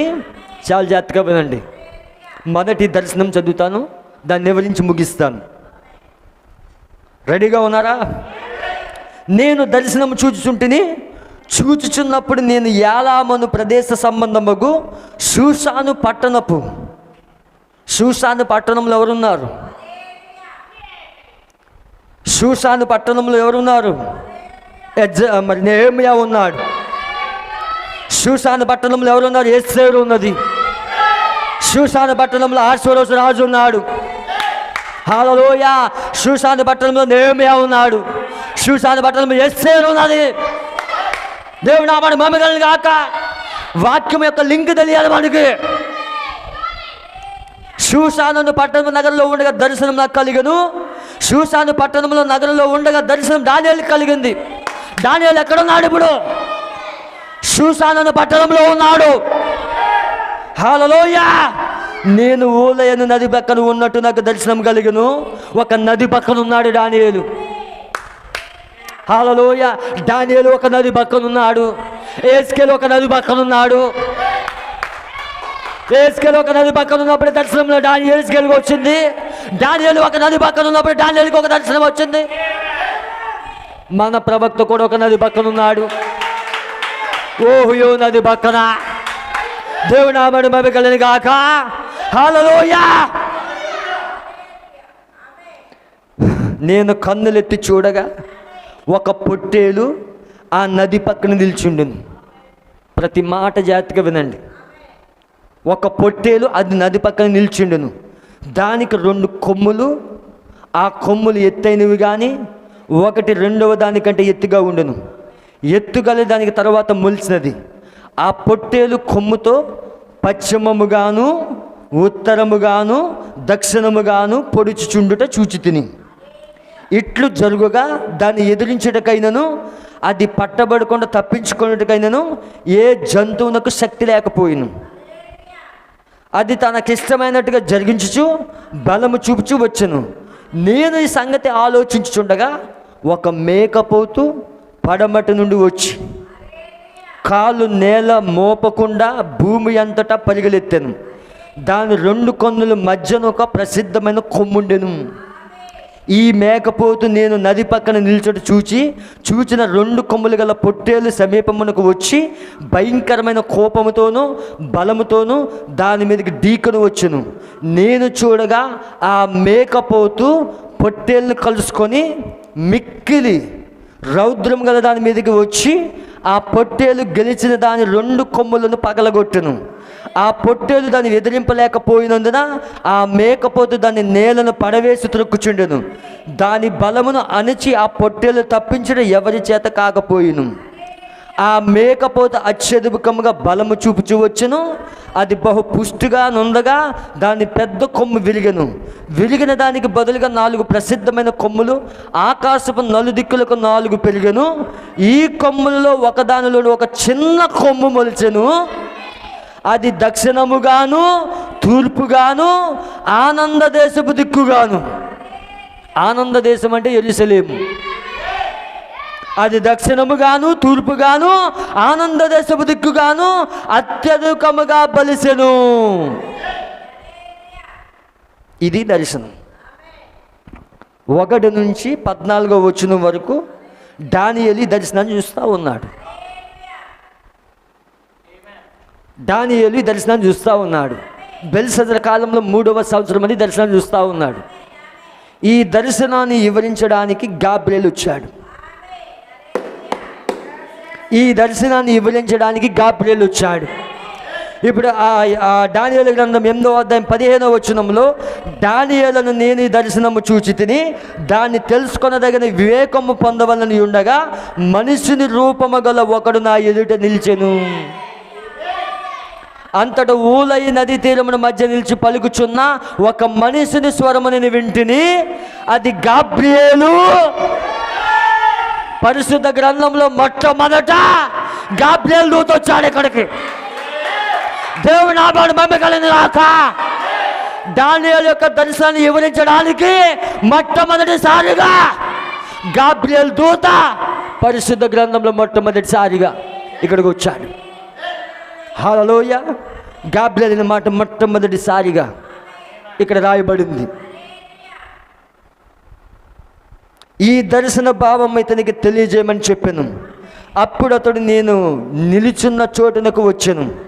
అతడు రాగానే నేను మహాభయము నుండి సాష్టాంగపడి తిని, అతడు నరపుత్రుడా, ఈ దర్శనము అంతకాలము గూర్చినది తెలుసుకొనుమనెను. ఈ గాబ్రియేలు ఏం చెప్తున్నాడంటే ఈ దర్శనము అంతకాలమునకు సంబంధించింది. తెలుగులో ఇక్కడ అంత్యకాలం అని రాయబడింది. ఇంగ్లీష్లో అయితే దాని మాట ఇలా ఉన్నది. ఇంగ్లీష్లో ఇలా రాయబడింది. ఇంగ్లీష్ బైబిల్ మనం చూసినట్లయితే దానియేలు గ్రంథము 8వ అధ్యాయము 17వ వచనం. 8వ అధ్యాయము 17వ వచనం. So he came near where I stood, and when he came I was afraid and fell on my face. But he said to me, Understand, son of man, ఇక్కడ నరపుత్రుడా అని ఉన్నది. మనిషి కుమారుడు, సన్ ఆఫ్ మ్యాన్ అంటే మనిషి కుమారుడు. తెలుగులో నరపుత్రుడా అని రాయబడింది, మనిషి కుమారుడు. That the vision refers to the time of the end. Hallelujah. The time of the end shall be the vision. ఇక్కడ అంతకాలమందని రాయబడింది. కాలము యొక్క ముగింపులో, కాలము యొక్క ముగింపులో ఈ దర్శనం వివరించబడుతుంది. దానియేలుకు చెప్తా ఉన్నాడు గాబ్రియేలు, ఈ దర్శనము కాలం యొక్క ముగింపులకు సంబంధించింది. హల్లెలూయా. కాలం యొక్క ముగింపులో ఎవరు వివరిస్తారు దీన్ని? ప్రకటన 17లో ఒక దూత వస్తాడు. ప్రకటన 17లో ఒక దూత వస్తాడు. ఆ దూత వచ్చి వివరిస్తాడు దీన్ని. ఈ దర్శనాన్ని వివరించాలంటే కాలం యొక్క ముగింపు. మనం ఎక్కడున్నాం ఇప్పుడు? కాలం యొక్క ముగింపులో ఉన్నాం. కాలం యొక్క ముగింపులో 7వ దూత వచ్చి ప్రకటన 7 దూత పలుకుతున్న దినాలలో దేవుడు తన దాసులకు ప్రవక్తలకు తెలిపిన సువార్త ప్రకారము దేవుని మర్మము సమాప్తమగును. దేవుని నామాన్ని మహిమగలిగిన. ఇది అంత్యకాలమునకు అంటే కాలం యొక్క ముగింపునకు గూర్చిన తెలుసుకొనుము. అతడు నాతో మాట్లాడుచుండగా నేను గాఢ నిద్ర పట్టిన వాడై నేలను సాష్టాంగపడితేను కనుక అతడు నన్ను పట్టుకొని లేవనెత్తి నిలవబెట్టును. మరి అతడు ఉగ్రత సమాప్తమైన కాలమందు ఉగ్రతలు ఎక్కడ కుమ్మరించబడతా ఉన్నాయి? ప్రకటన గ్రంథము 15వ అధ్యాయం 16వ అధ్యాయంలో వాయిల్స్ కుమ్మరించబడతా ఉన్నాయి, పాత్రలు కుమ్మరించబడతా ఉన్నాయి. హల్లెలూయా. దానియేలు ఏం చూస్తా ఉన్నాడు? ప్రకటన 10 చూస్తా ఉన్నాడు, ప్రకటన 15 చూస్తా ఉన్నాడు, ప్రకటన 16 చూస్తా ఉన్నాడు. అందరు ఇక్కడే ఉన్నారా? హల్లెలూయా. దానియేలు గ్రంథంలోనే పాత్రలు చూస్తా ఉన్నాడు. దేవుని నామమున మహిమ కలుగుగాక. ఉగ్రత సమాప్తమైన కాలమందు కలగబోవునట్టి సంగతులు నీకు తెలియజేయుచున్నాను. పాత్రలు కుమ్మరించబడుతున్నప్పుడు, ఉగ్రత సమాప్తమైనప్పుడు జరగబోయే సంగతులు నీకు తెలియజేస్తున్నాను. పాత్రలు ఎక్కడ కుమ్మరించబడతాయి? ప్రకటన 15-16 అధ్యాయంలో. ఏలైనగా అది నిర్ణయించిన అంతకాలముడు కూర్చున్నది. మళ్ళా అంత్యకాలం, ఎండ్ ఆఫ్ ది టైం, కాలం యొక్క ముగింపునకు కూర్చున్నది. నీవు చూసిన 2 కొమ్ములు గల పొట్టేలు ఉన్నది. దర్శనంలో ఏం చూస్తూ ఉన్నాడు? దానియేలు ఒక పొట్టేలును చూస్తూ ఉన్నాడు. అది మాదీల యొక్కయు పారసీకుల యొక్కయు రాజులను సూచించుచున్నది. దేవుని నామమున మహిమ కలుగుగాక. హల్లెలూయా. దానియేలు 2వ అధ్యాయంలో ఆ శిరస్సు బంగారు శిరస్సు నెబుకద్నెజరు అని చెప్పాడు. 2వ అధ్యాయంలో మొదటి యొక్క రాజ్యం ఏంటో చెప్పేశాడు. మరి 2వ రాజ్యం కోసం ఎక్కడ చెప్పాడంటే 8వ అధ్యాయంలో చెప్తున్నాడు. అక్కడ ఒక పొట్టేలు ఉన్నది. ఆ పొట్టేలు చూడని మాదీల యొక్క పారసీకుల యొక్క రాజులను సూచించుచున్నది. మొదటి రాజ్యం ఏంటో 2వ అధ్యాయంలో చెప్పాడు ఆయన. ఆ బంగారు శిరస్సు నీవై ఉన్నావు, మరి నీవే బంగారు శిరస్సుగా ఉండి ప్రపంచ దేశాలు పరిపాలిస్తావని అక్కడ మరి దానియేలు అక్కడ 2వ అధ్యాయంలో వివరిస్తా ఉన్నాడు. మరి 2వ రాజ్యము కొరకు 8వ అధ్యాయంలో చెప్తా ఉన్నాడు ఆయన. ఆ రాజ్యం ఏదో కాదు, మాదిల యొక్క పారసీకుల యొక్క రాజ్యం అది. అక్కడ పొట్టేలు ఉంటుంది, అక్కడ ఒక జంతువు ఉంటుంది, బొచ్చుగల 21వ వచనం, బొచ్చుగల మేకపోతు, గ్రీకుల రాజు. ఇప్పుడు 3వ రాజ్యం ఏంటంటే గ్రీకుల రాజ్యము. గ్రీకుల చక్రవర్తి గ్రేట్ అలెగ్జాండరు 3వ రాజ్యాన్ని పరిపాలిస్తాడు. చెప్తున్నాడే కళ వివరాన్ని. ఈ కళ యొక్క భావాన్ని దానియేలు ఆయా అధ్యాయంలో చూపిస్తా ఉన్నాడా? 2వ అధ్యాయంతో అయిపోలేదు అది. 2వ అధ్యాయంలో కేవలం కళ వివరించాడు, మొదటి రాజ్యం ఏంటో చెప్పాడు దానియేలు. కానీ 2వ రాజ్యము 3వ రాజ్యము 8వ అధ్యాయంలో చెప్తా ఉన్నాడు ఆయన. దేవుడి వాక్యం పట్టుకోండి. ఓ వధువా, నీ మనోనేతలు తడబడను గాక. 3వ రాజ్యము గ్రీకుల రాజ్యం. అంతా లేఖనంలో ఉన్నది. మూడవ రాజ్యము గ్రీకుల రాజ్యము. దాని రెండు కన్నుల మధ్యనున్న ఆ పెద్ద కొమ్ము వారి మొదటి రాజును సూచించున్నది. అది పెరిగిన పిమ్మట దానికి బదులుగా 4 కొమ్ములు పుట్టినవి కదా.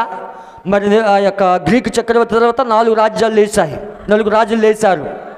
4 రాజులు లేచారు కానీ 4 రాజులు ఆ జనముల్లో నుండి పుట్టుదురు కానీ వారు అతనుకున్న బలం గలవారుగా ఉండరు. వారి ప్రభుత్వం యొక్క అంతములో వారి అతిక్రమములు సంపూతగుచుండగా క్రూర ముఖము గలవాడును యుక్తి గలవాడునై ఉండి ఉపాయము తెలుసుకొని ఒక రాజు వచ్చును. ఒక రాజు పుట్టాడు. దేవుని నామమున మహిమ కలుగును గాక. ఉపాయం తెలుసుకుని ఒక రాజు పుట్టును. అతడు గెలుచును కానీ తన స్వభావం వలన గెలవడు. ఆశ్చర్యంగా శత్రువులను నాశనము చేయుట యందును అభివృద్ధి పొందుచు ఇష్టమైనట్టుగా జరిగించుచు బలవంతులను అనగా పరిశుద్ధ జనమును నశింపచేయును. మరియు అతడు ఉపాయము కలిగిన వాడే మోసం చేసి తనకు లాభము తెచ్చుకొనును. అతడు అతిశయపడి తన్ను తాను హెచ్చించుకొనును. క్షేమముగా ఉన్న కాలమందు అనేకులను సంహరించును. అతడు రాజాది రాజెవరు? మన ప్రభువైన యేసుక్రీస్తుతో యుద్ధము చేయును కానీ కడపట అతని బలము దైవాధీనం వల్ల కొట్టివేయబడును. ఇక్కడ దానియేలు ఏం చూస్తున్నాడు? ప్రకటన 19 చూస్తున్నాడు. రాజాది రాజుతో యుద్ధం చేస్తాడు. ఎవరు మన రాజాది రాజు? మన ప్రభువైన యేసుక్రీస్తు. దేవుని నామమున మహిమ కలుగును గాక. మొదటి రాకడలో తీతన్న చక్రవర్తి వచ్చి ఆ యెరూషలేములో ఉన్న వాళ్ళందరినీ సంపించేశాడు. దేవుని నామమున మహిమ కలుగును గాక. హల్లెలూయా. సంపించాడా లేదా? దేవునికి శుద్ధి కలిగిన గాక. మరి చూడండి, ఇక్కడ చిన్న కొమ్ము 8వ అధ్యాయం 9వ వచనంలో ఈ కొమ్ముల్లో దానిలో ఒక చిన్న కొమ్ము మొలిచెను. అది దక్షిణముగాను తూర్పుగాను ఆనంద దేశపు దిక్కుగాను అత్యధికముగా బలిసెను. ఎవరి కొమ్ము? రోమై ఉన్నది. ఈ చిన్న కొమ్మే రోమై ఉన్నది. దేవుని నామమున మహిమ కలుగును గాక. ఇది దక్షిణముగాను తూర్పుగాను ఆనంద దేశపు దిక్కుగాను అత్యధికముగా బలిచెను. ఇప్పుడు ప్రతి దేశంలో రోము యొక్క మూలాలు ఉన్నాయి. అది దక్షిణముగాను తూర్పుగాను ఆనంద దేశం యెరూషలేము. మొత్తం రాజ్యములన్నిటిలోనూ ఆ కొమ్ము బలిసింది. ఇప్పుడు రోమన్ క్యాథలిక్ యొక్క ఆధిపత్యము ప్రతి దేశంలో ఉన్నది. ఆ చిన్న కొమ్మ ఎవరో తెలుసా? 7వ అధ్యాయంలో చిన్న కొమ్మ అన్నాడు. దేవుని నామమున మహిమ కలుగును గాక. 7వ అధ్యాయంలో చిన్న కొమ్మ అన్నాడు. అయితే ఇక్కడ 8వ అధ్యాయము 23వ వచనంలో వారి ప్రభుత్వం యొక్క అంతంలో వారి అతిక్రమం సంపూర్తించుండగా క్రూర ముఖము గలవాడు యుక్తి గలవాడినై ఉండి ఉపాయము తెలుసుకొని ఒక రాజు పుట్టును. 8వ అధ్యాయంలో ఈ కళలో చిన్న కొమ్మని రాయబడింది. కానీ ఇక్కడ అతను గురించి రాయబడింది ఏమని? క్రూర ముఖము గలవాడు యుక్తి గలవాడినై ఉండి ఉపాయం తెలుసుకొని ఒక రాజు పుట్టును. అతడు గెలిచును కానీ తన స్వభావంలో గెలవడు. ఆశ్చర్యంగా శత్రువులను నాశనం చేయటం అభివృద్ధి పొందుచు. ఇప్పుడు రోమన్ క్యాథలిక్ సంఘం ఆ పోపు అభివృద్ధి పొందుచు ప్రతి దేశంలోకి వాడి మూలాలు ప్రతి దేశంలో ఉన్నాయి. దేవుని నామమున మహిమ కలుగును గాక. ఇప్పుడు పరిశుద్ధులతో యుద్ధం చేయడానికి అక్కడ ఆత్మీయ ఇజ్రాయేల్, అక్కడైతే భౌతిక ఇజ్రాయేల్ అయితే ఇక్కడ ఆత్మీయ ఇజ్రాయేలు. హల్లెలూయా. మనతో యుద్ధం చేస్తాడు వాడు. దేవుని నామమున మహిమ కలుగును గాక. మనతో యుద్ధం చేస్తాడు వాడు. దేవునికి స్తుతి కలుగును గాక. హల్లెలూయా. కానీ ప్రకటన 19వ అధ్యాయంలో దేవుడు మరి అక్కడ తెల్లని గుర్రం పైన వస్తూ ఉన్నాడు. ఆయనతో పాటు మనం వస్తూ ఉన్నాం. ఆ 1000 ఏళ్ల పరిపాలన స్థాపించడానికి, దానికి 3వ ప్రపంచ యుద్ధం అంతంలో తెల్లని గుర్రం పైన ఆయన వస్తూ ఉన్నాడు. ఆయనతో పాటు మనం వస్తూ ఉన్నాం. ఆయన నోటి ఊపిరి చేత, ఆయన వాక్యము చేత హల్లెలూయా సాతాన్ని బంధించబోతా ఉన్నాడు ఆయన. అయితే వీడు ఈ 3.5 సంవత్సరాలు ప్రపంచంలో అధికారము చేయడానికి, తన రాజ్యమును మరి స్థాపించి అధికారము చేయడానికి ఈ 3.5 సంవత్సరాల్లో అతనే మొత్తం ప్రపంచాన్ని ఏకప్రభుత్వం కింద తీసుకురావడానికి, మొత్తం ప్రపంచంలో తన యొక్క కొమ్ముగా ఉండి, హల్లెలూయా, రోము ప్రభుత్వముగా ఉండి, హల్లెలూయా, దేవుని నామమున మహిమ కలుగాక, అన్యుల రోము పోపు రోముగా మారి, యేసుక్రీస్తు మొదటి రాకల్లో అన్య రోము, అది ఇప్పుడు సంఘకాలంలో పోపు రోముగా మారి, హల్లెలూయా, ఈ చివరి దినాలలో మరి అంత్యక్రీస్తుగా మారి ప్రపంచాన్ని పరిపాలించబోతా ఉన్నాడు. దానియేలు దాన్ని చూస్తూ ఉన్నాడు. ఈ 2వ అధ్యాయంలోనే ఈ యొక్క దర్శనాన్ని 7వ అధ్యాయం 8వ అధ్యాయంలో క్లియర్గా చూపించబడుతూ ఉన్నది. దేవుని నామమున మహిమ కలుగాక. మరి ఇక్కడ వివరిస్తూ ఉన్నాడు. చూడండి, ఇక్కడ ఈ 8వ అధ్యాయం ఇంకా క్లియర్గా ఇక్కడ 2003 దినాలు ఉన్నాయి 8వ అధ్యాయంలో. దీనికోసం వివరిస్తాను నేను. దానియేలు వివరాలు చెప్పేటప్పుడు దీన్ని వివరిస్తాను. అయితే నేను కొంచెం ముందుకెళ్తా ఉన్నాను. చూడండి, ఇక్కడ 26వ వచనం, ఆ దినములను గూర్చిన దర్శనం వివరించి ఉన్నాను, అది వాస్తవము, అది అనేక దినములు జరిగిన పిమ్మట నెరవేరును, నీవైతే ఈ దర్శనం వెల్లడి చేయకమనను. ఈ దర్శనం కలగగా దానియేలు నేను మూర్ఛిల్లి కొన్నాళ్ళు వ్యాధిగ్రస్తుడినై ఉంటిని. పిమ్మట నేను కుదురై రాజు కొరకు చేయవలసిన పని చేయుచూ వచ్చి తిని ఈ దర్శనం గురించి విశ్రమ గలవాడనైతుంది, కానీ దాని సంగతి తెలుపువాడొకడును ఎవడును లేకపోయిను.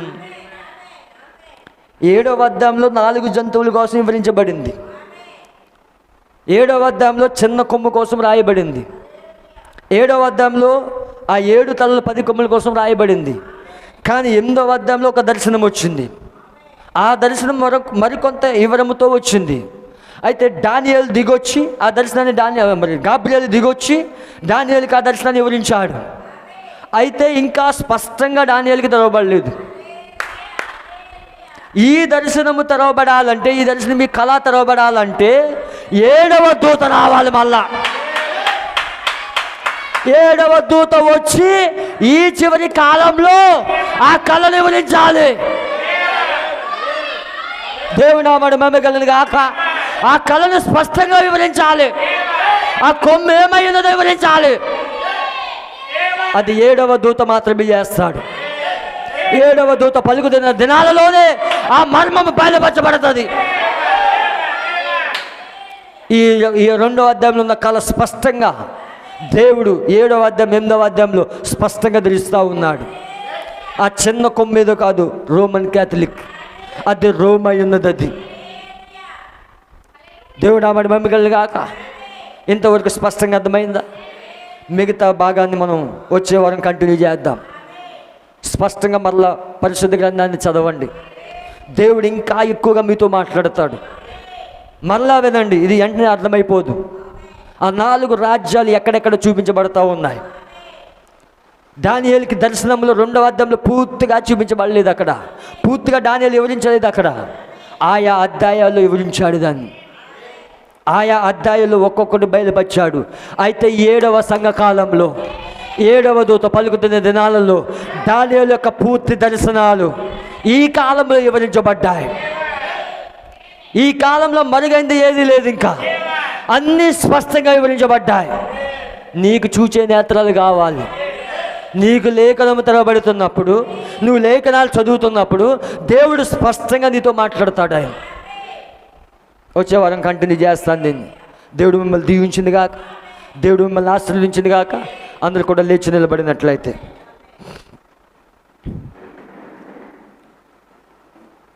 ప్రతి వారు కూడా లేచి నిలబడినట్లయితే థ్యాంక్ యూ లార్డ్. హల్లెలూయా.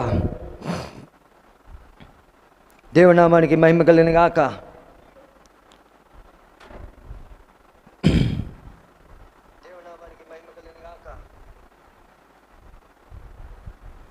ప్రతి వారు కూడా లేచి నిలబడినట్లయితే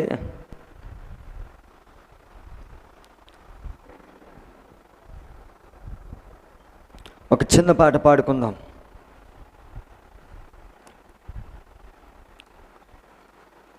థ్యాంక్ యూ జీసస్.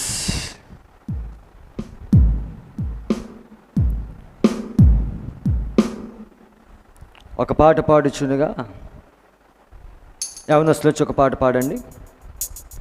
చివరిగా సాయంకాలం అందున వెలుగు కలిగను 157వ పాట తీసిస్తాను.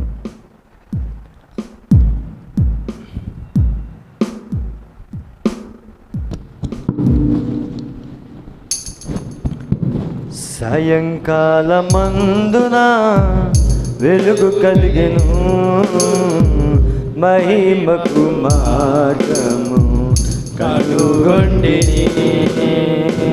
సాయంకాలమందున వెలుగు కలిగెను, మహిమకు మార్గము కనుగొంటిని. హల్లెలూయా హల్లెలూయా హల్లెలూయా హల్లెలూయా హల్లెలూయా హల్లెలూయా హల్లెలూయా హల్లెలూయా హల్లెలూయా. ఆమేన్ ఆమేన్. హల్లెలూయా హల్లెలూయా హల్లెలూయా హల్లెలూయా హల్లెలూయా హల్లెలూయా హల్లెలూయా హల్లెలూయా. సాయంకాలమందున వెలుగు కలిగెను, మహిమకు మార్గము కనుగొంటిని. యేసుక్రీస్తు నామములో జీవమున్నది, నీతి మార్గమందున వెలుగున్నది. యేసుక్రీస్తు నామములో జీవమున్నది, నీతి మార్గమందున వెలుగున్నది. యవ్వనులు వృద్ధులు పాపమంతటి నుండి, యవ్వనులు వృద్ధులు పాపమంతటి నుండి పశ్చాత్తాపపడుటకు సమయమిదే. పశ్చాత్తాపపడుటకు సమయమిదే. సాయంకాలమందున వెలుగు కలిగెను, మహిమకు మార్గము కనుగొంటిని. ప్రవక్తల ప్రవచనములు నెరవేరుచున్నది, దేశములన్నీయు ముక్కలగుచున్నది. ప్రవక్తల ప్రవచనములు నెరవేరుచున్నది, దేశములన్నీయు ముక్కలగుచున్నది. పెళ్లి కుమార్తె తనకు తాను, పెళ్లి కుమార్తె తనకు తాను, పెళ్లి కుమారుని కొరకు సిద్ధపడుచున్నది. పెళ్లి కుమారుని కొరకు సిద్ధపడుచున్నది. సాయంకాలమందున వెలుగు కలిగెను, మహిమకు మార్గము కనుగొంటిని. అన్యుల దినములన్నీయు లెక్కించబడినవి, ఇశ్రాయేలు మేల్కొనుచున్నది. అన్యుల దినములన్నీయు లెక్కించబడినవి, ఇశ్రాయేలు మేల్కొనుచున్నది. దేవుడు తన హస్తముతో నమ్మకస్తులందరినీ, దేవుడు తన హస్తముతో నమ్మకస్తులందరినీ విడిపించ విడిపించే సమయము ఆసన్నమైనది, విడిపించే సమయము ఆసన్నమైనది. సాయంకాలమందున వెలుగు కలిగెను, మహిమకు మార్గము కనుగొంటిని. సాయంకాలమందున వెలుగు కలిగెను, మహిమకు మార్గము కనుగొంటిని. Thank you Lord. హల్లెలూయా. ప్రార్థించుకుందాం. నా ప్రియమైన సోదరి సోదరుడా, సాయంకాల సమయంలో వెలుగు కలిగను. పశ్చాత్తాపడుటకు ఇదే సమయం. దేశములు మొక్కలగుతూ ఉన్నాయి, రాజ్యం మీదకి రాజ్యం లేస్తూ ఉన్నది, ఒక ప్రక్క తెగుళ్ళు కుమ్మరించబడతా ఉన్నాయి. ఇంకేం మిగులున్నది? దేవుడు స్పష్టంగా తన వాక్యంతో మాట్లాడుతూ ఉన్నాడు. సమర్పించుకోండి నా ప్రియమైన సోదరి సోదరుడా. నీ సమయాన్ని వ్యర్థపరచుకోవద్దు.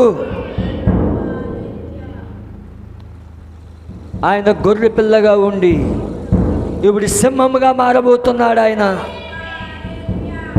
తీర్పులుగా మారబోతా ఉన్నాడు. ఆయన గొర్రె పిల్లగా ఉన్నప్పుడే నువ్వు పశ్చాత్తాపడు. ఆయన దగ్గర నీ పాపాలు ఒప్పుకో. ప్రపంచమంతా తెగుళ్ళు కుమ్మరించబడుతున్నాయి.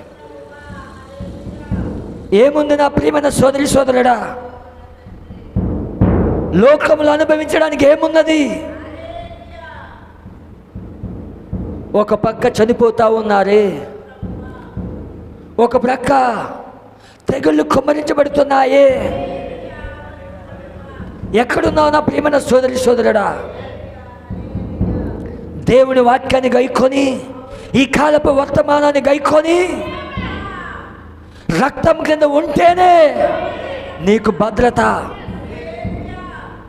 ఏ వైరస్ నిన్ను తాకినా ఆ గుర్తు కలిగి ఉన్నప్పుడు నువ్వు భద్రతా స్థలములో ఉన్నావు. ఏముంది లోకంలో? ఇంకా నువ్వు లోకం వైపు పరిగెడతా ఉన్నావే, ఇంకా లోకాన్ని ఆశిస్తా ఉన్నావే. ఈ లోకానికి ఒకే ఒక నిరీక్షణ, ఈ లోకానికి ఒకే ఒక భవిష్యత్తు, అది యేసుక్రీస్తు రాకడా. ఆయన రాకడ తప్ప ఏమీ మిగిలేదు. అందుకే దేవుడు స్పష్టంగా తన వాక్యంతో నీతో మాట్లాడుతూ ఉన్నాడు. ఆయన ఇప్పుడు పాదముల కాలంలో మనం ఉన్నాము. ఈ పాదముల కాలంలోనే ఒక రాజ్యం స్థాపించబడింది. చేతి సహాయం లేని రాయి ఒకటి వచ్చింది. ఈ పాదముల కాలంలో నుంచి మరలా ఇజ్రాయేల్ దేశం వైపు తిరగబోతా ఉన్నాడు. ఆయన యూదుల వైపు తిరగబోతా ఉన్నాడు. ఆయన ఇద్దరు ప్రవక్తలు రాబోతున్నారు అక్కడికి. నా ప్రియమైన సోదరి సోదరుడా, దేవుడు తన లేఖనాలు ఇంత స్పష్టంగా తెలుస్తున్నాడే, దేవుడు ఇంత స్పష్టంగా నీతో మాట్లాడుతూ ఉన్నాడే.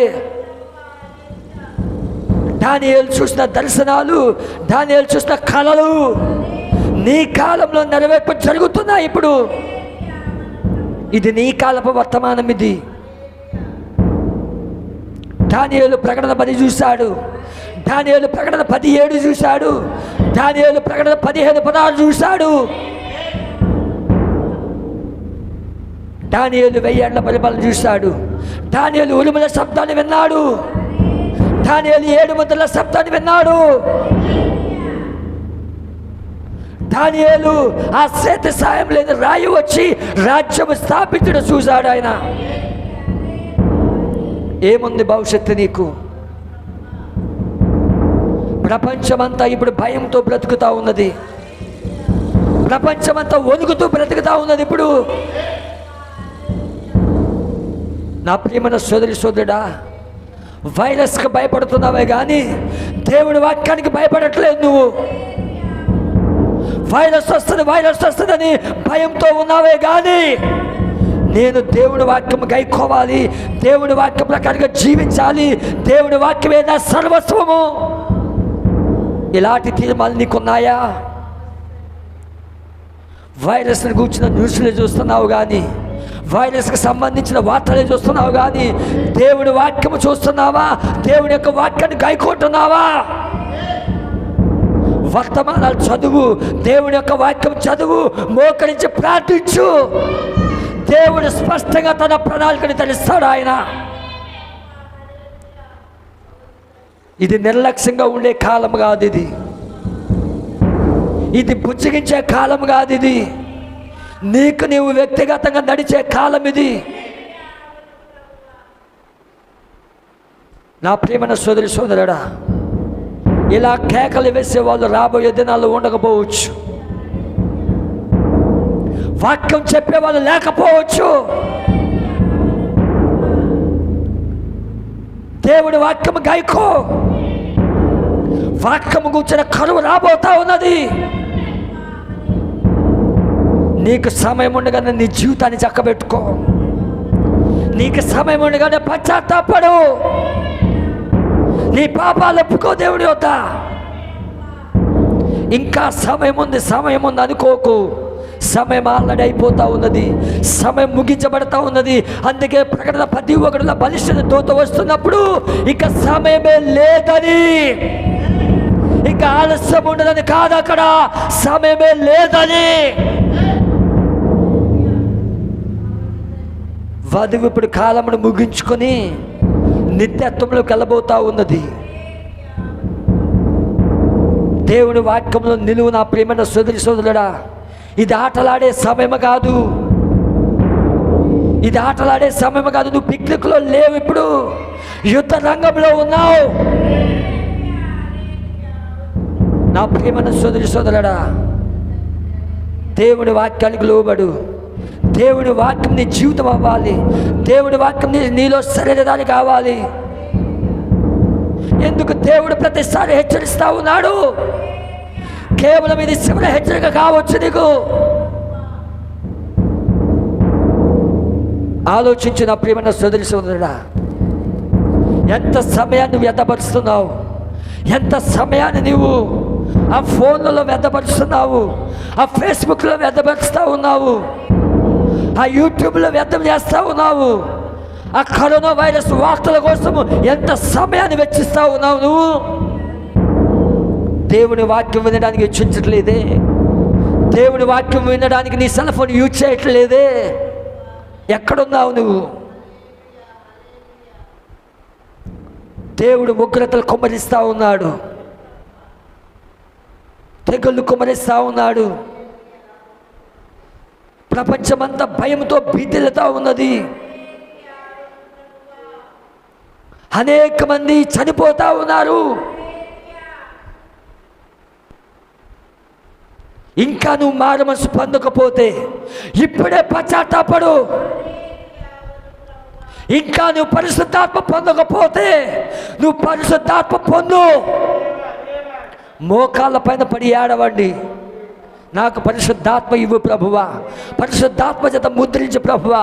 ఎందుకంటే ఆ గురుతు లేకపోతే నువ్వు ఎత్తబడలేవు, ఆ గురుతు కింద లేకపోతే నీకు ఎత్తబాటు లేదు. నా ప్రియమైన సోదరి సోదరుడా, ఇదేదో సరదాగా కేకలేయట్లేదు, దేవుని ఆత్మ కేకలేస్తూ ఉన్నది. ఏంటి నీ జీవితం ఒకసారి పరీక్షించుకో. ఎలాంటి జీవితాన్ని నువ్వు జీవిస్తూ ఉన్నావు? నీ కుటుంబంలో ఎలా ఉన్నావు? నీ జీవితం, నీ మాటలు ఎలా ఉన్నాయి? నీ ఆలోచనలు ఎలా ఉన్నాయి? నీ తలంపులు ఎలా ఉన్నాయి? దేవుని సన్నిధికి రావట్లేదు కానీ ఇష్టానుసారంగా జీవిస్తున్నావా? సరి చేసుకో ఈ సమయంలో.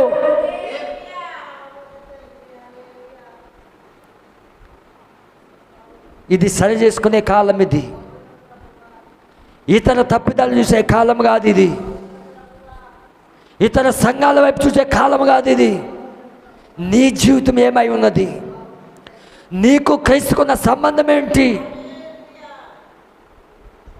ఆలోచించిన ప్రియమైన సోదరి సోదరుడా, ఆలోచించు. ప్రార్థించుకుందాం. నీ సమయాన్ని వ్యర్థపరుచుకోవద్దు. మరలా ప్రేమతో చెప్తా ఉన్నాను నేను, దేవుని వాక్యంతో గడపండి. మీ పాపాల గురించి పశ్చాత్తాపడండి. దేవుని దగ్గర ఏదైనా సరి చేసుకోవాల్సింది ఉంటే ఇప్పుడే సరి చేసుకోండి. ప్రార్థించుకుందాం. పరిశుద్ధుడా, మహోన్నతుడా, సర్వాధికారి, సర్వశక్తిమంతుడా, నీకు వందనములు, స్తోత్రములు ప్రభువా. ఈ ఉదయం మాతో మాట్లాడావు ప్రభువా.